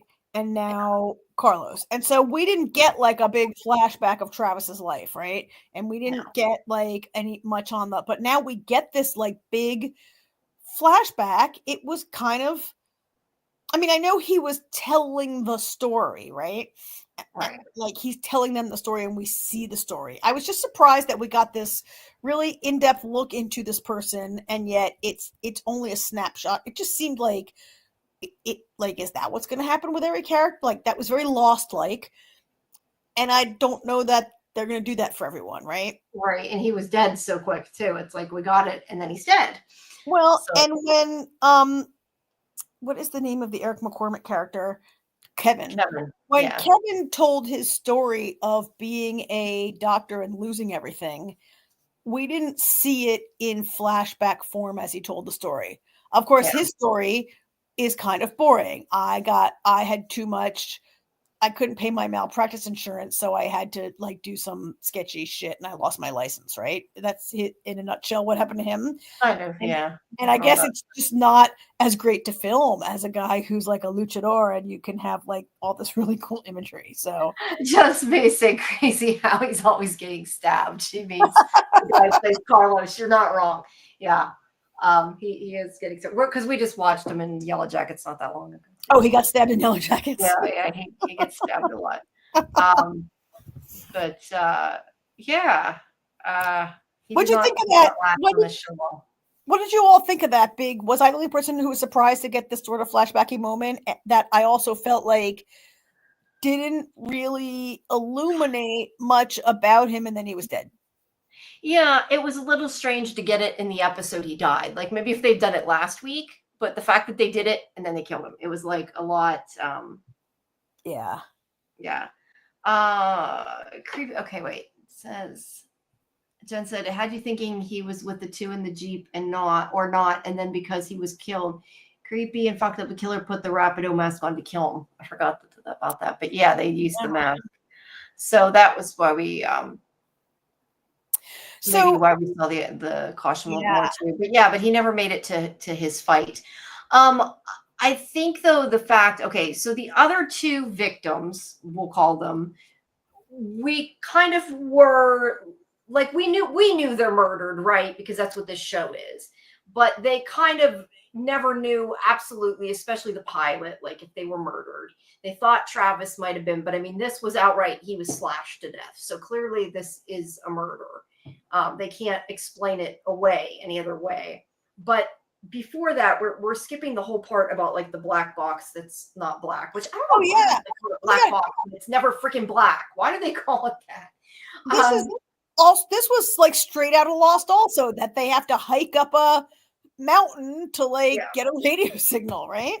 Yeah, so they take the black box and put it, and we also find out that Carlos was the one that was stealing the food, because I don't know if he did it because he wanted protein or for his fight, I don't know, but he had gum wrappers and she found them, and but the point was that he used the gum to fix the transmitter, recorder. Yeah, but they took the black box up the cliff, and it was with him and Kevin and Sonia went. And then Sonia almost fell, and Kevin pulled her back up. They told her to let go of it, but she wouldn't. She rescued it, and they pulled her up. Oh my God. Didn't that look exactly like the scene in Indiana Jones and the Last Crusade where the Nazi girl is trying to reach the Holy Grail, and Indy's like, just let it go. Just let it go. He's holding her by one hand. Do you remember that whole scene? And he's like, and she's like, I have to get it. And so I thought Sonia was going to fall because in that scene, I think I forget her name, Elsa. Like, Indy's like, don't go for the Grail, just let it go. She's like, I almost got it with one finger. And she dies. Now, of course, she's a Nazi, so she definitely should die. And as far as we know, but watching that scene, I totally was having this like Indiana Jones vibe and convinced that she was going to die. Yeah. Yes, I didn't remember that. So now that you said that, Jen remembers it just like that Nazi. Maybe it was a throwback to it, but he was inspired by it. And this is why why we were watching this in the watch party. I kept saying these people need to stay in groups of 3, because I feel like if you in groups of 2 and you end up screwed with the killer, they can kill the person. But if you're in groups of 3, like, you can each watch each other's back, because I feel like maybe if it was 2 people, he would have, if he was bad, and I'm not saying he is because I have no clue, but like, say he was the killer, he could have let her fall and like blamed it on whatever. But when there's 3 people, they would know whether he tried or not. So at least they went, the 3 of them together. The other ones didn't stay together, but at least they did. But they put the flight data recorder, whatever you call it, the black box up there. I think they called it something else, ELT, but it's essentially the black box. And he used the gum to. Yeah, it might be something different, actually. The black box. I don't know. I assumed it's the same thing, but maybe the black box records, and this is the thing that transmits. So maybe it's a different part of the thing. Well, either way, it's an ELT. It does say ELT. I'm calling it a black box. Sorry, it wasn't black anyway. But they put it up and they connect it, and we do find out after, even though they don't know it, that it's not connected and isn't intentional. I assume it's intentional that it became unconnected, because I don't think it could come apart that easy. I don't know. What do you think? I mean, I think I don't know how easily it come apart. Like, I don't know. Carlos rigged it up, right? And so if it was attached with gum, I guess it become unconnected. But I think I agree with Jen and with you, Jamie, that it has to be intentional, right? Yeah. It also makes me think there has to be somebody else there, because I don't see how one of them got back up that mountain without somebody else noticing. It does seem pretty far away, because back at camp, Dan and Amy are like, they should be back by now. Or why aren't they back by now? It's been a while, right? Like, and Zach's like, they'll be back. So it wasn't like next door they hiked up this big mountain. I mean, unless whoever was the last person in the line, like, I don't know, or unless Carlos set it up like so that it would not. So it would come out. I don't know. Just me said it was pulled out. Did they say it was pulled out? I thought they just showed it off. Maybe they did. I can't remember. But yeah, I think it seems to be intentional. And to me, yeah, you're right. He could have somehow set it up maybe so it slid off. But I think to me, it seemed more likely that somebody took it out, and it had to be somebody other than the main group. I mean, it also reminds me a little bit of Jen's comment. We already revisited this comment, but it had you thinking it had you thinking Carlos was with the 2. Yeah, So could Carlos have like rigged it to not transmit because he's with the 2 in the Jeep? Yes, but no, because then he gets killed, right? Like, the question is, like, are the 2 in the Jeep related behind these killings? And by the end of the episode,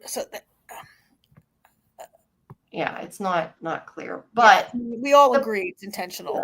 the thing, and I know we still got to go on to Amy's storyline yet, but the thing that kind of annoyed me with this episode that I got to bring up because I thought was so dumb is, okay, so after they're going back up to check it, right? Because nobody came the next day, basically, when they're like, somebody would have come to rescue us by now. Although no one wanted to move from camp.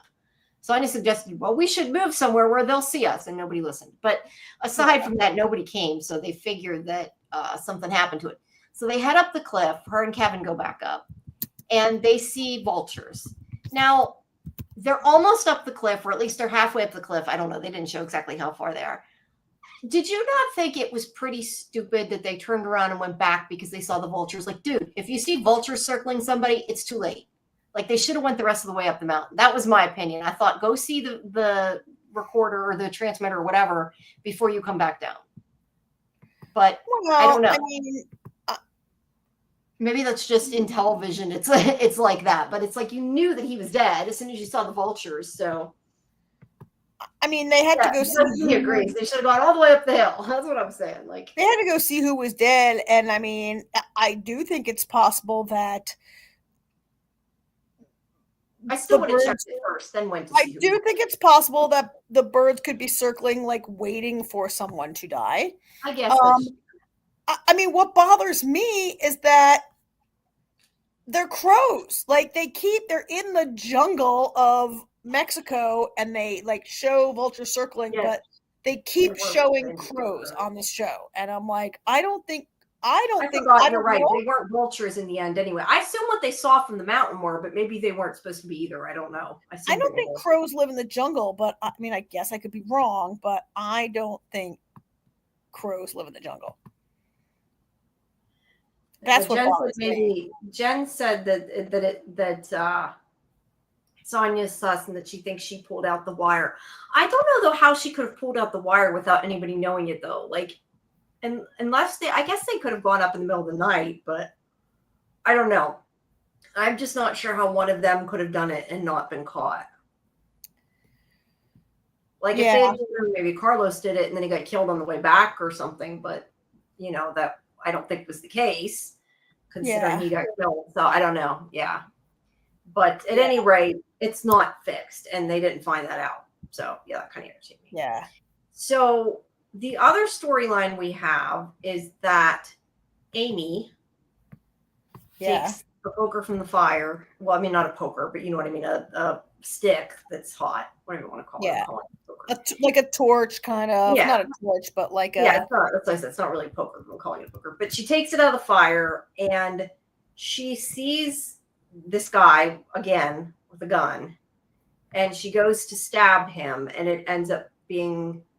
And I don't know, was the thing about him lying to her first before we go into that? Am I jumping ahead too much? I'm not going. I'm just going by my memory.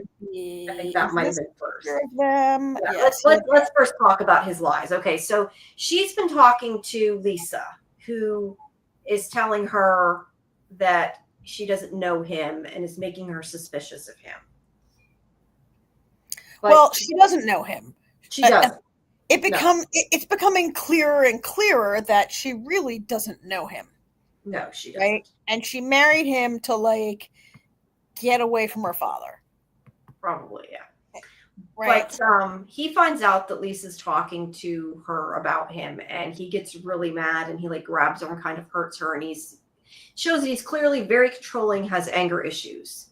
And at that point, he seems suspicious because of that. But she also finds in his wallet there are business cards for various. I don't know if it was the prosecutor or the other one, but lawyer cards, business cards in his wallet. Yeah. Multiple different companies, firms that he worked for supposedly, or that he pretended he did. I kind of assumed he faked it because he seems like he's a scam artist, and I don't know, but that's what I got out of it probably. Rather than he actually was a lawyer and now he's a limo driver. That doesn't make tons of sense. Yeah. So he won't talk to her about it though. He's like, I'll tell you everything later. I promise. And I'm thinking in normal life, you'd be like, no, you tell me now. But of course she didn't do that. So we don't get to find out. And yes, Jen, Dan is an asshole. I mean, he doesn't treat her right. He grabs her. Like I said, he's kind of violent. He ends up hurting her arm. But so Yeah. we're suspicious of him. But then after, when she's going through the woods, she goes to stab the guy she sees, and it ends up she stabs him accidentally. And when they go down from seeing the birds, that's when they find them, and Kevin takes care of him. And they do at one point say maybe Amy killed Carlos, but I don't know how they would even think that.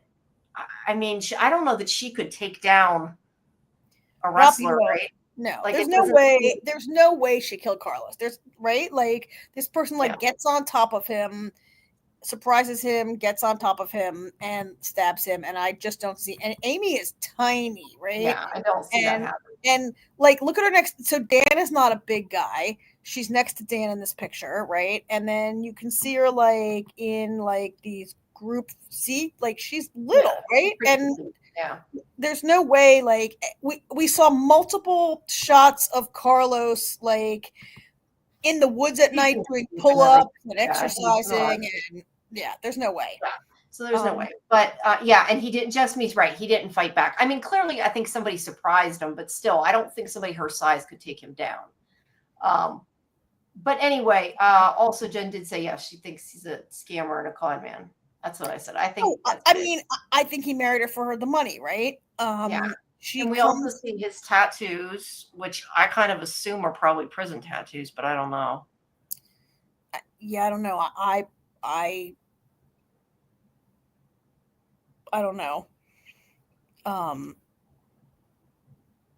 hadn't really thought about that. I don't know. To me, they seemed obvious the way they flashed the tattoo on his back. Because it was like a number or something. I don't know. I don't know what tattoos look like in prison, but I assume that. Yeah. But the thing is then we find out he makes him seem like he cares more about her. You find out the story that he tells that when she was a little girl, she went to a school that was attacked by a gunman. And the gunman stared right at her and almost shot her, but was distracted, and somebody saved her and she got away. But that basically she's been having, since she was little, she's been having these bad, flashbacks, hallucinations, whatever you want to call them, of this gunman. And that's who she's actually been seeing, and that she's been on medication and everything. That being said, I still think maybe she's seen somebody in the jungle. I don't know that necessarily negates there being somebody else there, but that's who she's been seeing. And he seems a little more caring about her in that scene. Like he's been taking care of her, whether, how they got together, I don't know, but he seemed like. You don't think that's a lie? I thought that was all a lie. Well, they seem to know. I mean, I think they could just ask her, and they knew what school he was talking about as soon as he said it. Like they knew. So that part of the story, at least about there being a gunman in that school, wasn't made up. Yeah, but I could be like, oh, Jamie went to like whatever. Like Amy wasn't there when he told the story, right? I know. I just would think they would maybe go say something to her, and you would know really quick. But you're right. He could have totally made it up. But it made him look less suspicious to me. Like I got the opinion that he's been taking care of her for a while and that he does care about her. He's still an asshole. He still obviously has a temper. So I'm not saying he's completely off my suspect list, but he seemed a little bit less suspicious after that. Okay, fair enough. I took that differently, and I feel more suspicious of him after. So you think he just totally made it up then? Yeah, I think he totally made it up to. I don't know why he's protecting a woman who stabbed him. Well, that's what makes me more think that he was telling the truth. Like, why would he defend her stabbing him?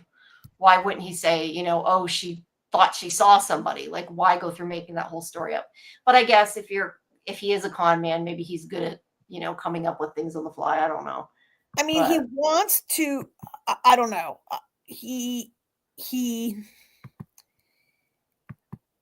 I think he wants to stay with her because he's trying to get her money or money from her father or something, right? Yeah. I think that I think maybe he wants her dad to pay him off to divorce her is really what I think he has in mind, is that the dad will eventually just be like, if I give you $50,000, will you get away from my daughter? Yeah, that could happen. Is kind of what I think might be happening. I just don't buy that story. No, it's fine. I mean, the thing is, everybody in this show is like hiding things and could totally be lying. We don't know. Yeah. Now, the other thing I was trying to think of what else happened in this episode. Lisa killed another animal. Well, before her husband killed it. This time she killed it. She shot, I forget what it was. Some kind of animal. It's like a little, I forget if it was a capybara or it was some kind of I forget what it has a name. And I'm trying to remember what Kevin said, because I remember Kevin said something kind of funny, and he said something about it, and he's like, I think he said something like, can't be worse than the monkey. And he's like, no offense. Like, she took the time to shoot and cook it. I thought it was funny when he said that. But yeah, doesn't what's his name? Doesn't the one from Star Trek, what's his name? I can't think of his name. I just want to call him David Ojalon. That's Zach. His name is Zach. He has a conversation with her, right? He tries to talk to her a little bit. I believe it's Zach who tries to have this conversation with her. I'm trying to remember what he says other than he's sorry about her husband. Does he say much? She doesn't trust him. I know that. I'm trying to remember exactly what happens in the conversation. I mean, I think she might have an unsatisfactory conversation with Kevin. It's with Kevin maybe in this episode, who says, I'm sorry. I think it's Kevin actually, right? Who's saying like, I'm sorry about your husband. Yeah, he did too. But I think, didn't Zach approach her in the woods when they were gone, when she had the gun or whatever? I thought. Maybe not. Maybe I'm mixing it up. I thought it was him, but maybe not. I don't know that anything important happened other than he, said he was sorry and tried to talk to her, and she didn't really talk to him. So I'm not sure that it was really relevant. I mean, actually, what happened in this episode is like, I really object to the characterization of Lisa, Travis and Lisa, and now just Lisa as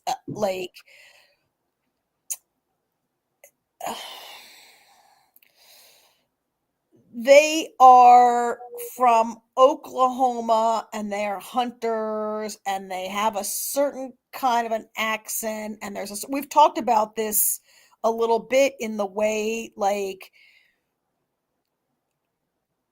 the political ideology difference between really Lisa and Travis and maybe and like Zach and Kevin and some other people, and like we objected to them being sort of one note, what maybe some people in Hollywood think the entire Republican voting bloc is like, right? You're right. Kevin, when he apologizes, he says something like that, regardless of I forget what he says, something like regardless of their affiliation, that he felt bad or whatever, and she said like everybody treats us like this or something like that. Right.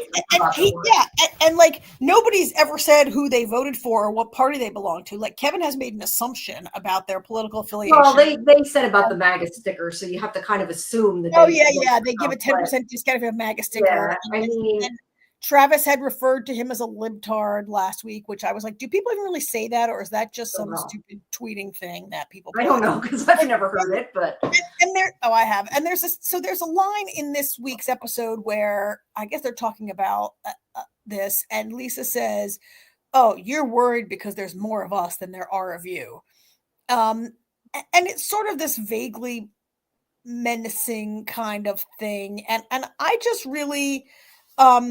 So I agree with Just Me. I hate when they put in those little comments about politics or certain races being a certain way. Like Jamie, I think you said it best last week. You're like, it's just not necessary. It's just not part of the story. No, I don't think it bothers me as much as it did you. But yeah, I don't think it matters. I don't think they had to add it. The only thing I can think is maybe they were trying to be sort of subversive and saying, well, that doesn't make her a bad person or something, but I don't think it's coming across the way that they intended. I think it's not really working. It's just turning people off. It's turning me off. And I have a very definite political ideology that is not aligned with what they're trying to make Lisa out to be. And that doesn't make, like, I just think it's not, we don't need the culture, like, promoting a stereotype of a certain kind of a person, right? Whether that's about race, whether that's about sexuality, whether it's about who you voted for. I just think it's like unnecessarily shoehorned into this show, and it distracts they could me. have given her a different backstory. Like they could have just made her like a redneck hunter or something. And I'm not saying she is. I'm just saying like they could have done something like that. She did say last week, she said that. You know how those Latinos are, right? Yeah, like that. Yeah. It's just annoying and unnecessary. It contributes nothing. There are so many ways to create tension among strangers who've survived a plane crash without having this very basic and like stereotypical and not real thing that they're putting in here. And maybe somebody who wrote it thought it was funny, or maybe Jamie, you suggested. Well, I don't know. I said maybe they're trying to say that she's being stereotyped and she's not a bad person, and like she's like, oh, you just think that because of that. I don't think Jamie, I don't know that it matters either way. Like, it's not like a bad person. There's nothing about her that's a bad person. Right. And that's why I'm saying maybe they were trying to say, I don't know, that people expected her to be a bad person because they were not a bad person. Like, I don't know if that's what they were after. It's not about like a bad, okay, like I'm just objecting to saying that because like, okay, yes, I'm not explaining what I'm saying the right way. I'm saying that maybe they were setting her up to be an unlikable character, and they're trying to say that she can be likable even though she voted for him or whatever. But my point is, it doesn't matter, and it didn't need to be put in there. It didn't add it. It wasn't it wasn't important. But I'm just saying maybe that was their point, was to say, hey, she can be likable.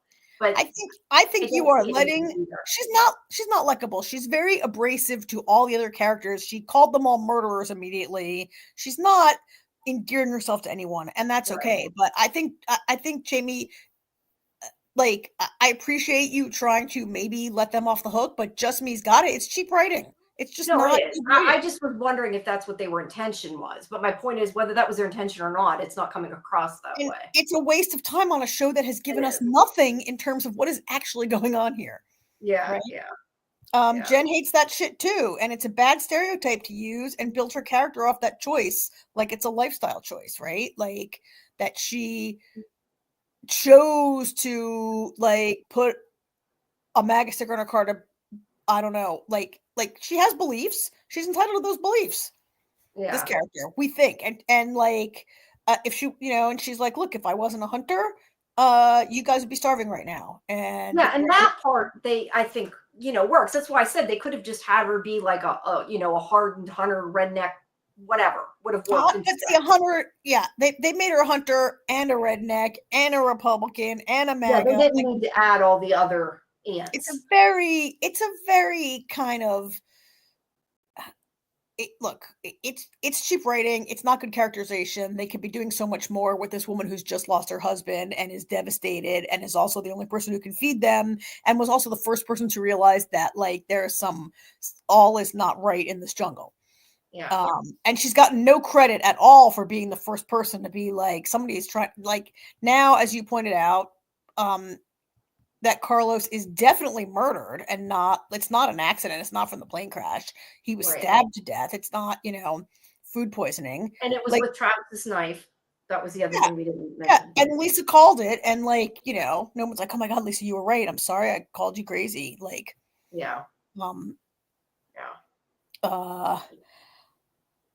so now this is not everybody. This is 1, 2, 3, 4, 5. Sonia's not in this picture. So now there are 6 left, right? Yeah. I think there was the 2 at the beginning, then there's 6. There should be 6 left. Yeah, there's 6 left. I thought for sure Dan was dead when Amy stabbed him in the chest, and I was kind of not gonna miss him. But then that wasn't like a mysterious death. But actually that could have worked because we weren't 100% sure the other ones were murders. But we got a different murder, so. So what do you think is going on here? Okay, well, wait. So at the end, so I really don't like how it ended, where they or whatever, which they've shown that lizard crawling over and over again. It's like you knew there was something up with that, right? he keeps going in that hole. And at first I thought the gecko was like a sign that someone was about to be killed, but the gecko goes in there and it turns out the plane is full of drugs, right? I guess what bothered me was that they gave us a piece of inside information that the survivors don't have, and there was a point maybe in last week's episode or this week's where I think it's Zach or somebody says slicing up the seats and everything, looking for stuff. I'm going to tear apart this plane and see if I can find anything, right? And like doesn't find the massive amount of, I don't know, was that cocaine or heroin in there, right? I just don't love that we saw it and they didn't. I wonder if the pilot knew, because the pilot had been like making a message to his girlfriend saying like, we're, they're going to be, they're after us or whatever. Yeah. That would be assumption, I think Dan could be maybe in on it because he seems like a guy that would do a drug scheme to make money. Like he's like a charlatan and right? Like Dan could be. I mean, I don't really think that Dan could take Carlos either. Yeah. Maybe he surprised him. Zach is big enough probably to take Carlos, and Zach has been mysterious. Kevin, no way. There's no way Kevin is the killer, right? And Sonia, could Sonia take Carlos? Like Sonia, we don't really, she looks like she's somebody who knows what she's doing. Like, I'm not saying she does, but I don't know. She reminds me of like somebody who knows how to serve. Because wasn't she the one that came up with like how to filter the water and all that? Like she seems like somebody who's probably takes survival class or not survival classes. Well, she's a self-defense class, like that kind of thing. I see her as being stronger and maybe able to. She's a photojournalist who knows the jungle very well and has traveled the jungle with migrants on their journey. She's got a lot of experience in the backcountry, right? Yeah, and she probably knows self-defense or something. I don't know. She looks like she could. I think even maybe Kevin could. I don't know. Kevin is a little wimpy. It's hard to tell, but I could maybe see that. But yeah, I agree. I don't think Dan or his wife, I think they're kind of small. Just me thinks Kevin. Well, just me. Kevin talks about having lost everything. He's a guy who needs money also and could be into drug running. Drug smuggling. Or could he have the other thing is couldn't Kevin, I'm thinking like you've seen a lot of TV shows, and this is where I'm just like, I watch too many murder shows, but couldn't he have injected him with something to make him so he couldn't move or something and then sliced his neck? I could totally see that too. Yeah. He could have medicine of some kind. I mean, Just Me thinks the person was super skinny, and the person who jumped on Carlos was skinny, which is what maybe is leading Just Me to it being one of the girls or Kevin. Jen thinks Kevin or Sonia. I still think there's a big possibility it's somebody else that's not one of them. Just because of the whole truck scene, I feel like there's something else going on. Well, I mean, those two were definitely waiting for the drugs, right? Those two, I feel like those two were waiting for the plane to come with the drugs, and when it crashed, now they're waiting for a person to come with the drugs. I think those two in the truck were trying to receive the drugs, right? But I'm saying I could even see them sending somebody to, I don't know, go kill them to get the drugs. But you don't really have to kill them. There's already bodies. No, they get there. There's already bodies. I mean, but they could have sent somebody to kill them. I guess. Why? If you can get that close to the plane, just be like, I have a gun. I'm taking the drugs by. Right? Yeah. Why do you have to kill them? That's all? A good point. You could retrieve those drugs without killing them slowly one by or kill them all. Just come with a gun and shoot them all. Why the stalking and the all this, which to me, up until this week, I really thought there was an extra person out in the jungle, right until Amy appears to have maybe hallucinated that person and stabbed Dan by mistake. Now I'm like, oh, maybe someone's not out there. But see, that's why I feel like that was a red herring for you to think, oh, there's nobody there. She hallucinated it. And then there really is. Yeah. And okay, just me is tearing my. Yeah, I'm confused by that statement though. How did other people get out there within hours after the pilot was killed the first night? I'm confused by that statement. What she's asking. But she's saying if the plane went down, I said the plane went down and then the drug dealers had to get out there. or whoever I is guess stalking if you're him. talking about the two in the truck, though, they're there after everybody's dead. No. The idea is that I think what Just Me is saying is like this person was in the jungle already when the plane. Yeah, because I see what you're saying. They'd have to get to the plane quickly. If Yeah, the no, you're killer, right. You're right. if the killer is not one of the passengers and the killer is external, You're they right. would They'd have have had. to either be in the jungle or get to the jungle super fast. I see what Yeah. you're saying. What she's saying, But yeah. the pilot was killed the first night while they slept, so really within hours of their. So if it's not one of these guys, how did someone get there? There's just like and then why are you killing one at a time, picking them off? Why not just kill them all? So Jen thinks they're not there for the drugs. They're being like killed for some other reason. Yeah, I think that's a possibility too. But if it were outsiders killing people, how would they get out there ASAP? Yeah, Just Me is totally. That's the best argument. Right. That's the best argument I've heard yet. That it definitely has to be. Because, like, you could say they were in the jungle, but why would they be in the jungle? Like, that doesn't make sense either. I hadn't thought of that. I just kind of felt like her seeing it as a hallucination to me is like one of those things where it ends up the killer's like somebody who you thought was dead. It's kind of like, well, we thought it was it was a hallucination, but it really wasn't. But yeah, that doesn't make. I agree with those things. I had not thought of, so that makes me wonder if what I'm saying doesn't make sense. Yeah. I don't know.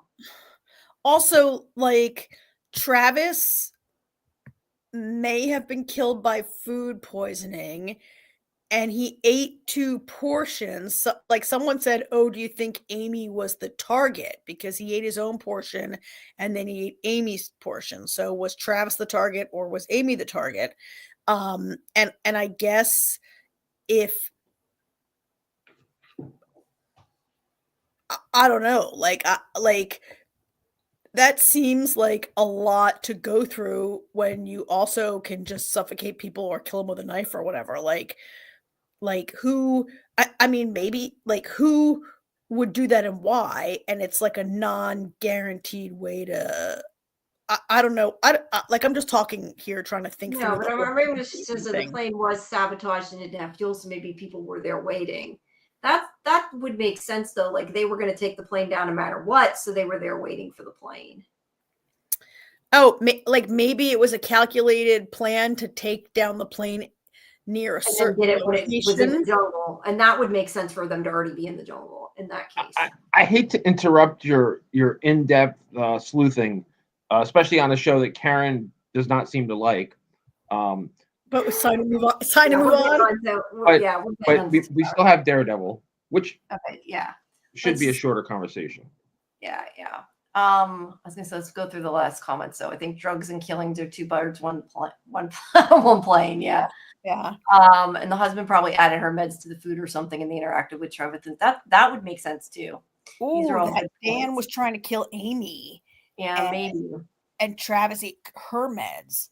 Interesting. Or somebody could have stolen both their meds. Like maybe they stole Travis's meds to kill him because they thought when they took him away he'd die, and then he didn't. So they did that to make it go faster or something. I don't know. So quickly and then we'll wrap it up. Who do you think? Like who are you suspecting? The only thing I can think is like sometimes at a show like this, I end up suspecting the person that I least suspect because I feel like they're going to try to do something to surprise you, which isn't really the way to pick the killer. But who do you think it is, or do you have a guess? I like Jen's idea that the drugs are a red herring and these killings are really just somebody on the plane is kook crazy or has some, or maybe somebody knows the drugs are there and wants them for themselves. But I feel like, I mean, Dan is maybe too obvious. He's violent with his wife. He's a charlatan. He's a scam artist. Like maybe he's too obvious. Sonia could be Sonia. Could be. I don't think it's Zach. I think they're setting Zach up to be. He's the kind of the star and maybe being set up to be the hero. Maybe, but that's why, like, I think maybe it's Zach just because he's like my least suspicious. Therefore, I'm like, it's got to be Zach. But like I said, that's not the way you pick a killer, but that's where my mind goes. I think it could be Sonia, though. I agree. Sonia seems capable of it for whatever reason to me. Yeah. For whatever reason, I don't think it's Kevin. And maybe I'm thinking it the same reason you are, David, or Zach. Like, I feel like he's one of the stars. I do think, and I've said this from the beginning, I think that Kevin and Zach and Sonia will be the three last ones left, just because they seem to be more the main characters. So I feel like they got a little bit of plot armor. I know the two of them are a little more well known, but I don't know. I think they'll be the last three that'll be left. Yeah. All right. All right. You're right. We went too long. Sorry, guys. All righty. So let's move on to Daredevil that we can't find pictures of. Yeah. I only have like 2 pictures loaded up for this because there's not a dedicated. There's not a press dump, and I would have to steal other people's screenshots. But not for us. So I just have 2 key art for this. Okay, AJ, you've been so quiet for so long. How did you enjoy this episode? I like this episode a lot, and then my jaw hit the ground in the final seconds. Yeah. I kind of saw where this season looks to be going, because Fisk is all about getting rid of the vigilantes. He hates vigilantes. They're creating the problem. And on the flip side, Matt is defending a vigilante. So I can kind of see where this whole thing is going. But he hates vigilantes because he has clashed with Daredevil in the past. Well, and maybe if you consider Echo a vigilante, she shot him in the eye. Right? Yeah. So, like, he has personal reasons for hating vigilantes. Well, yeah. But you could see where this is headed on all fronts. So, I mean, I thought the courtroom scenes were very good. We got the classic switcheroo where you think the guy's in the one car and he's in the other car. Oh yeah, I did like that. I appreciated that because for whatever reason, they do that all the time in TV. Yeah, they do. That's how I knew he wasn't in the van to begin with. I didn't even know there was another car, and I knew he wasn't in the van. It's too obvious because I've seen it so many times on TV. I like I like the vibe of the episode. And it was interesting. I thought White Tiger was going to be more of a character, but it was kind of it seems to just be the catalyst for what's going to really get things going. So, what do you guys think? I liked this better the second time I watched it. The first time I watched this episode was on Discord with Jay. I think we watched it after our Severance show on Saturday night. Right? Yeah, we watched it on. I don't know which night it was, but we watched it on Discord. So we put it on at like 1 a.m, and I was really tired, and I was like, And then I watched it again. Actually, that might have been after this show we did that. I watched it again like yesterday, I think.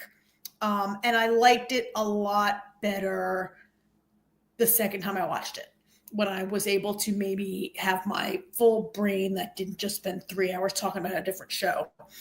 I was surprised that it's like, so it's another entire episode of Matt not being Daredevil and really being in lawyer mode, courtroom mode in this entire episode. And it worked for me as a courtroom drama.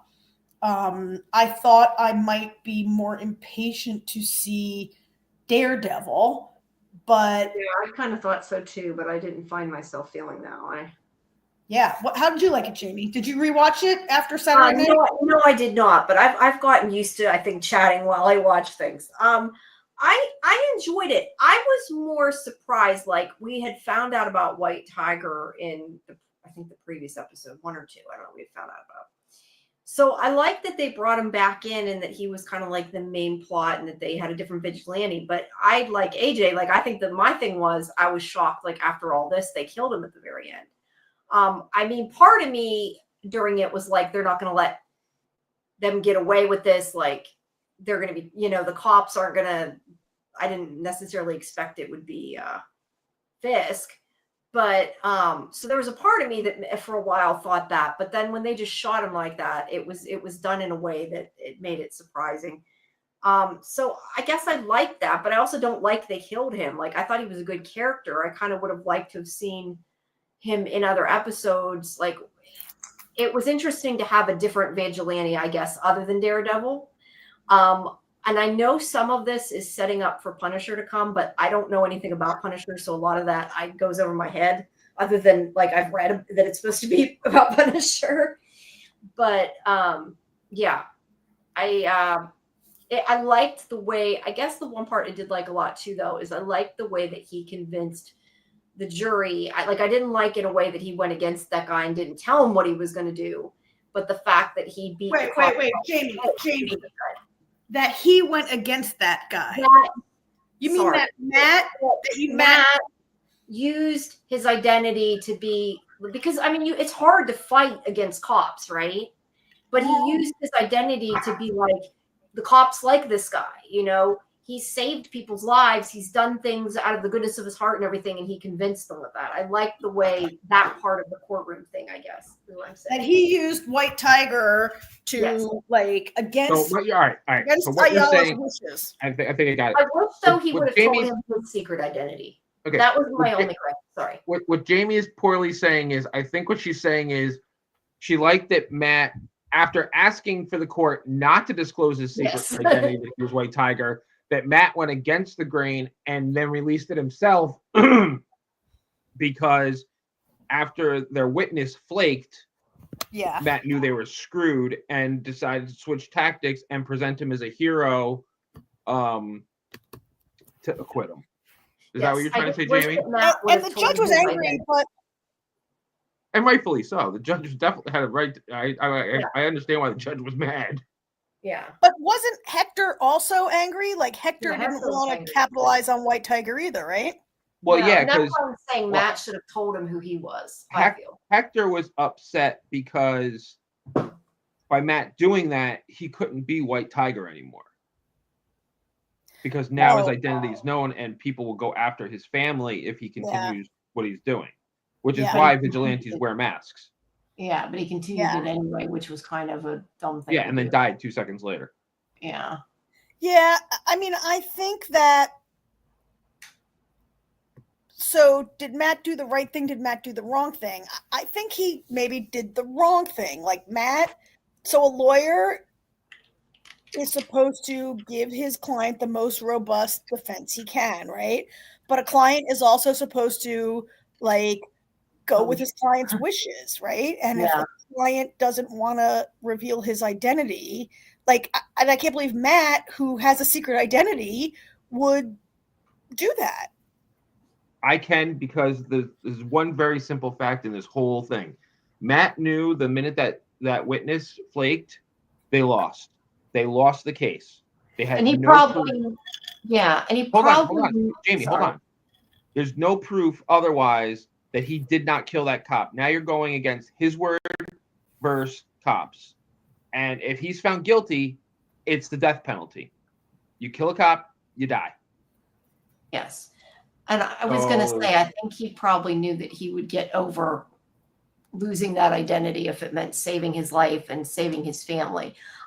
Like I said, I just wish he would have told him his identity to make it not so harsh. What, been like, I'm Daredevil, by the way, I'm also Daredevil? Yeah, like he could have said, like, I understand you, like, because he made that whole conversation about, like, you can get over it, you can not have that identity or whatever. Oh, I would have liked to have been like, I know, because this is who I was. And I think that he would have kept the secret. And I would have liked to have seen that connection between them. Because he died anyway, so it wouldn't have been like he could have revealed it. I misunderstood. I thought you were saying that Matt should have revealed in court his secret identity. No. He should have revealed it to that guy when they had that conversation. No, yeah, that would be nice. I was like, what is she? No, what is she talking about? No. No, that's not what I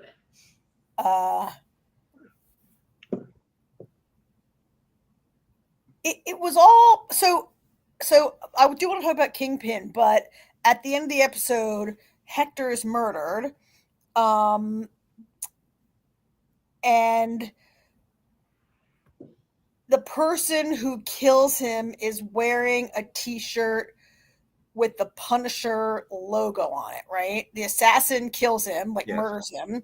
And his power, he doesn't have whatever powers he has from this amulet, which we don't really know much about White Tiger except that he's a good fighter. Maybe AJ knows more, but he's killed. And the person has the Punisher skull looking thing on his t-shirt. So I also don't know anything about Punisher. I thought he was a quote unquote good guy, and I didn't think he would maybe kill a vigilante in cold blood. Now I think he's a bad guy who's maybe he's friends with the Kingpin and wants to get rid of vigilantes. I don't know. AJ, would you care to help us understand the Punisher? Do you want to see it unfold, or do you want me to tell you? I don't know. I mean, I guess I don't know if there's backstory I need to know to understand what's going on. I mean, see, and here's the rub. Here's the rub. So, the whole thing. After watching the first episode, I was like, "Oh, I can't wait to see how Jamie and Karen like it," because they didn't watch the first series. They also don't know the comics. They just know what Marvel has put out. So I feel like the first episode was a wrap up, and kind of fan service, and then what we're getting now is something for people that could watch that don't know anything. Okay. So then we shouldn't try to learn more. I mean, I know the answers, but as two people that haven't watched anything and don't know anything, you don't know what to make of what just happened with the person with the Punisher's shirt killing White Tiger. All right, and you're recommending that we just go with it. I'm not recommending anything. I'm just saying I could give you the history just off of the first series and Punisher in general, or you guys can wait and see. Yeah, I guess it's not. Yeah, I mean, I did feel like these last two episodes, you kind of needed to know. You couldn't walk into this without having seen anything at all, right? Without knowing. Definitely not the first episode. Yeah. I don't know if maybe. All right, so don't. All right. I'm happy to wait and see what happens and then ask you for more info next week when I'm like, all right, AJ, that didn't make sense. I mean, yeah. All right. I don't know, Jamie, unless you want to have full disclosure about who the Punisher is and what his deal I don't care. He can tell us. I think probably most people that watch this know about Daredevil. Yeah, most people. Well, again, I can, if you want me to, I can tell you. I don't care. It's up to Karen. I really don't. It doesn't matter to me one way or another. Well, tell us what he did in the last series. Okay. Punisher is an anti-hero. Okay. That wasn't the Punisher. Oh, that's a Punisher alike? That was, yeah. Okay. Yes, that was somebody just with the Punisher. There's a storyline coming here that I already know where the storyline is going. Okay. I not exactly where it's going, but I know the type of storyline they're going with. And part of it's they're playing very, what's the word I'm looking for? They're skating the edge of the real world. Because I don't know if you guys know, but okay. So that's the Punisher symbol. There were people in the real world going around in our country. I don't know if you guys heard about it or not. They were committing atrocities against people and leaving behind, like painting like the Punisher symbol like on a wall, or yeah. Oh yeah. People were like taking matters into their own hands in this country, and trying to emulate the Punisher. Like, there are drug dealers on my street. I'm gonna kill them and leave a Punisher. kind of something, not to that extreme, but something to that effect. To the point where Marvel actually stopped using the symbol. They actually changed the Punisher symbol in the comics a couple of years ago. They've recently brought the symbol back, but they changed it because they were trying to say, listen, we're not cool with what's happening out there. Very similar to the way Stephen King, like any copy of The Rage, you could never buy a copy of The Rage unless it's on eBay or something because of all the mass shootings that we've had in all these schools and malls and every place. And, these idiots are like, oh, I did it because I read this book. Oh, I'm not familiar with that book. I didn't know Stephen King wrote a book about. Oh yeah, he wrote it as Richard Bachman back in it was either the late 70s, early 80s. He wrote Rage. And the Columbine shooting, the shooter had a manifesto that's flat out said, I got my ideas from this book. Oh, wow. But anyway, so what you see on this, what you saw at the end of the episode isn't necessarily what you think it is. Coming, but that's what you're theorizing it is. All right. Yeah, I know where the story is going because I don't know if you've noticed, but a bunch of the cops have Punisher tattoos on them. Yeah. The first cop that was roughing up the witness, he had a Punisher tattoo on his wrist. A couple of the cops in the courtroom, they kind of flashed around real quick. The one cop had a Punisher symbol tattooed on his neck. So and I think it's ironic because what these cops are doing is the exact opposite of what the Punisher stands for. Oh, yeah, the cops were like, look, White Tiger really saved that guy from a beatdown from the cops that he didn't deserve, right? Like right. the cops are not the cops, but many cops appear to be corrupt on this program. Yeah. This show reminds me, maybe only in passing, of Watchmen a little bit. Watchmen was a different show, but in Watchmen there are vigilantes, right? The Watchmen, like the characters are vigilantes, and the police are sort of really, a lot of the police are corrupt, right? And not all of them, but it has like a Watchmen alike kind of a thing. No, I can totally see your connection there. Yeah, that makes sense. And not just because it's comics, right? But I do feel it a little bit, yeah. So based on this note, I'm starting to like this show better. I felt like I was going to have a long slog through the season to keep up with you guys watching this show that I didn't really like that much, but this episode was, to me, much better than the first two. Yeah, I definitely think after this, I definitely think the story, the storyline you're going to, it's kind of like, like we know, I really don't know that much about Echo. I know a few things about Echo. So when we watched Echo, it was an original story for all of us, and I think what you're getting now is, this is what, the jumping in point. If you're not if you don't know the history, you can still enjoy the show, because while there's going to be stuff about characters, I think the way they're doing it is kind of like an introductory to characters that you could know about before, but if you don't, you're not going to be behind because of the story they're telling. Yeah.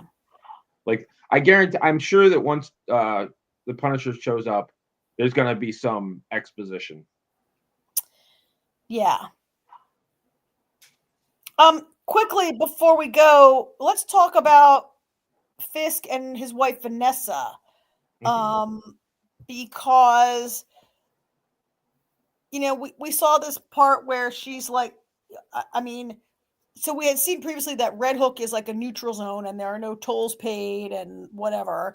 And there appears to be, there's more gang violence happening around there. Vanessa's like, look, there's a leadership vacuum and the 5 families are starting to fight each other because like we backed off. Like, this is a bad idea. And Fisk is like, whatever, I'm the mayor now. I'm above this. Let them kill each other. It's NBD. But during that conversation, they show that his hand has bloody knuckles. He's been beating somebody up, right? Yeah, they showed that a couple different times, and he was. I even made a comment while we were watching, and I was like, "Says the man with the bloody knuckles." That actually makes more sense. I wondered why they kept showing us play Knuckles. I didn't connect the two. Yeah. I mean, for all we know, he's he's getting annoyed and punching a wall. For all we know, but Yeah, Right. but it's implying That's possible. Also in this episode, Vanessa expresses a desire to buy art to launder money. Which I thought, I don't know if that's like foreshadowing. And then the big thing is they go to marriage counseling, and Matt's girlfriend is their therapist, right? yeah. And we had previously seen that the mayor's little henchman / chief of staff guy had gotten her card and set that up, right? We Yeah. went to the signing. Yeah. And I feel like they're so I feel like the marriage counseling is going nowhere, and I think the mayor, do you think he probably knows that the therapist is Matt's girlfriend? Heather, is that her name? Yeah. It's very possible. It depends on how much he cares about Matt still right now. Oh, yeah. I don't know that they're that involved. Like, they don't seem like they're like deeply in love or something that it's necessarily going to matter yet. No, I mean, they're at the beginning stages of a relationship, but they definitely are in a relationship. No, they're in a relationship, but that's what I'm saying. Like, if they're not super, super close, I'm not sure that will come up the fact that, or it'll become, I'm not sure it'll become a story point. Like, I mean, they've been dating for like a year, right? It has because No. it was a year. It was a year time. It was a year time jump between the first two episodes. It's been It's a maybe year a since couple weeks, maybe a month. It's a year since Foggy died. Yes. Yeah. So yeah, I guess they're not super duper in love. But and I don't know if she's from the comics or not. I feel like I don't know if she'll make it. I feel like she's in this position where like the mayor maybe is using her, or if the mayor doesn't know she's Heather's girlfriend, the henchman knows, right? Yeah, that's up in the air. Yeah, like not she sure could one way or be the other. killed. I feel like maybe Matt is a guy who is doomed to lose people who are close to him, because he already lost his best friend Foggy, his other best friend Karen, and like, what is it like? I feel like where the story is going is, what is it going to take to put Matt over the edge to become Daredevil again? yeah. I think they might have already happened last episode.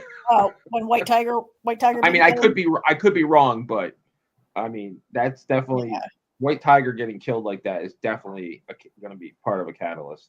Yeah. No. All right. Did anything else happen that I'm not catching? No, I think we covered all of it. All right. Luckily, this was not an episode that required a lot of analysis that we'd have to go on for another hour. Yeah. All right. Well, I was going to say, do we have anything else we've watched? I guess you guys aren't going to watch the other thing. I ought to give up. What other thing? Captain America. Oh, that movie! God, I haven't. I keep forgetting about it. No, I think it's funny because you guys are always like, I'm the one who doesn't go see it, and then I went and seen it, and you guys didn't watch it. I intend to see it, if only because I think it's important to keep up with these Marvel movies. And I do want to see it. I just have been really busy, and I guess it was maybe not so great that I heard a ton about it. I'll try to, I can't go this. I'm going to Atlantic City tomorrow. And I'll be gone a couple days, but I can watch it before next Tuesday, Jamie. I mean, you don't have to, but if you see it, we can talk about it. All right. My children are very busy. But you'll be That's back. why I haven't seen it. Are you going to be back before Saturday, though, right? Yeah. I'm coming back. Okay. I'm going back to my own house on Saturday. Okay, awesome.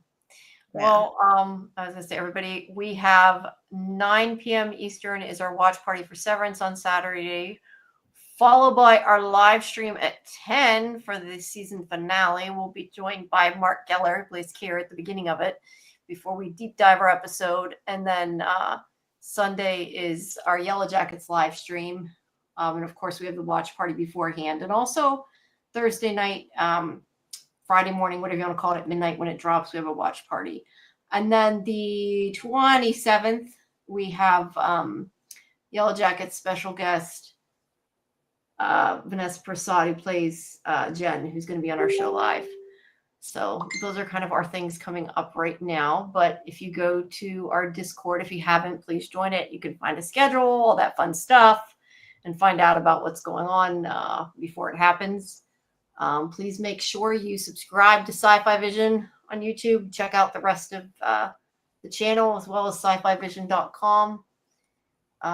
Yeah, and let's see. Soon we're going to have, what else do we have covering soon? We have Doctor Who's coming out soon. Last of Us is coming out. And we're going to be doing a Last of Us stream. Dead City's coming soon. Which I might be covering with Lori. I don't know. But that's coming out. I'm trying to think. What else is coming? Is that it? Those I are don't know. I mean, what's the season is starting now, so. That Star Wars show. Oh, Andor. Yeah, that's coming too. That Star Wars show. That Star Wars show. Yeah. But thank you everybody for listening. We appreciate it. Thanks everyone for joining. And if you want to watch Daredevil now, I kind of want to watch it. So if anybody wants to do a watch, you said that. You said you should watch it. Yeah, you said that last week, and Karen and I were like, "You're gonna what?" Well, no, Karen came and watched it. That's why I said I think it was after this we watched it. It was after this. Yeah, yeah, and I was too tired. You were too tired. I want to watch it. It's not that late to me. So if anybody else wants to watch it. And we're going to probably be doing, just because I went and bought it, because I've been trying to find it for a while and found it, decided to do an Awake rewatch. I found it on Amazon. I didn't know it was. So I'm like, I'm buying this.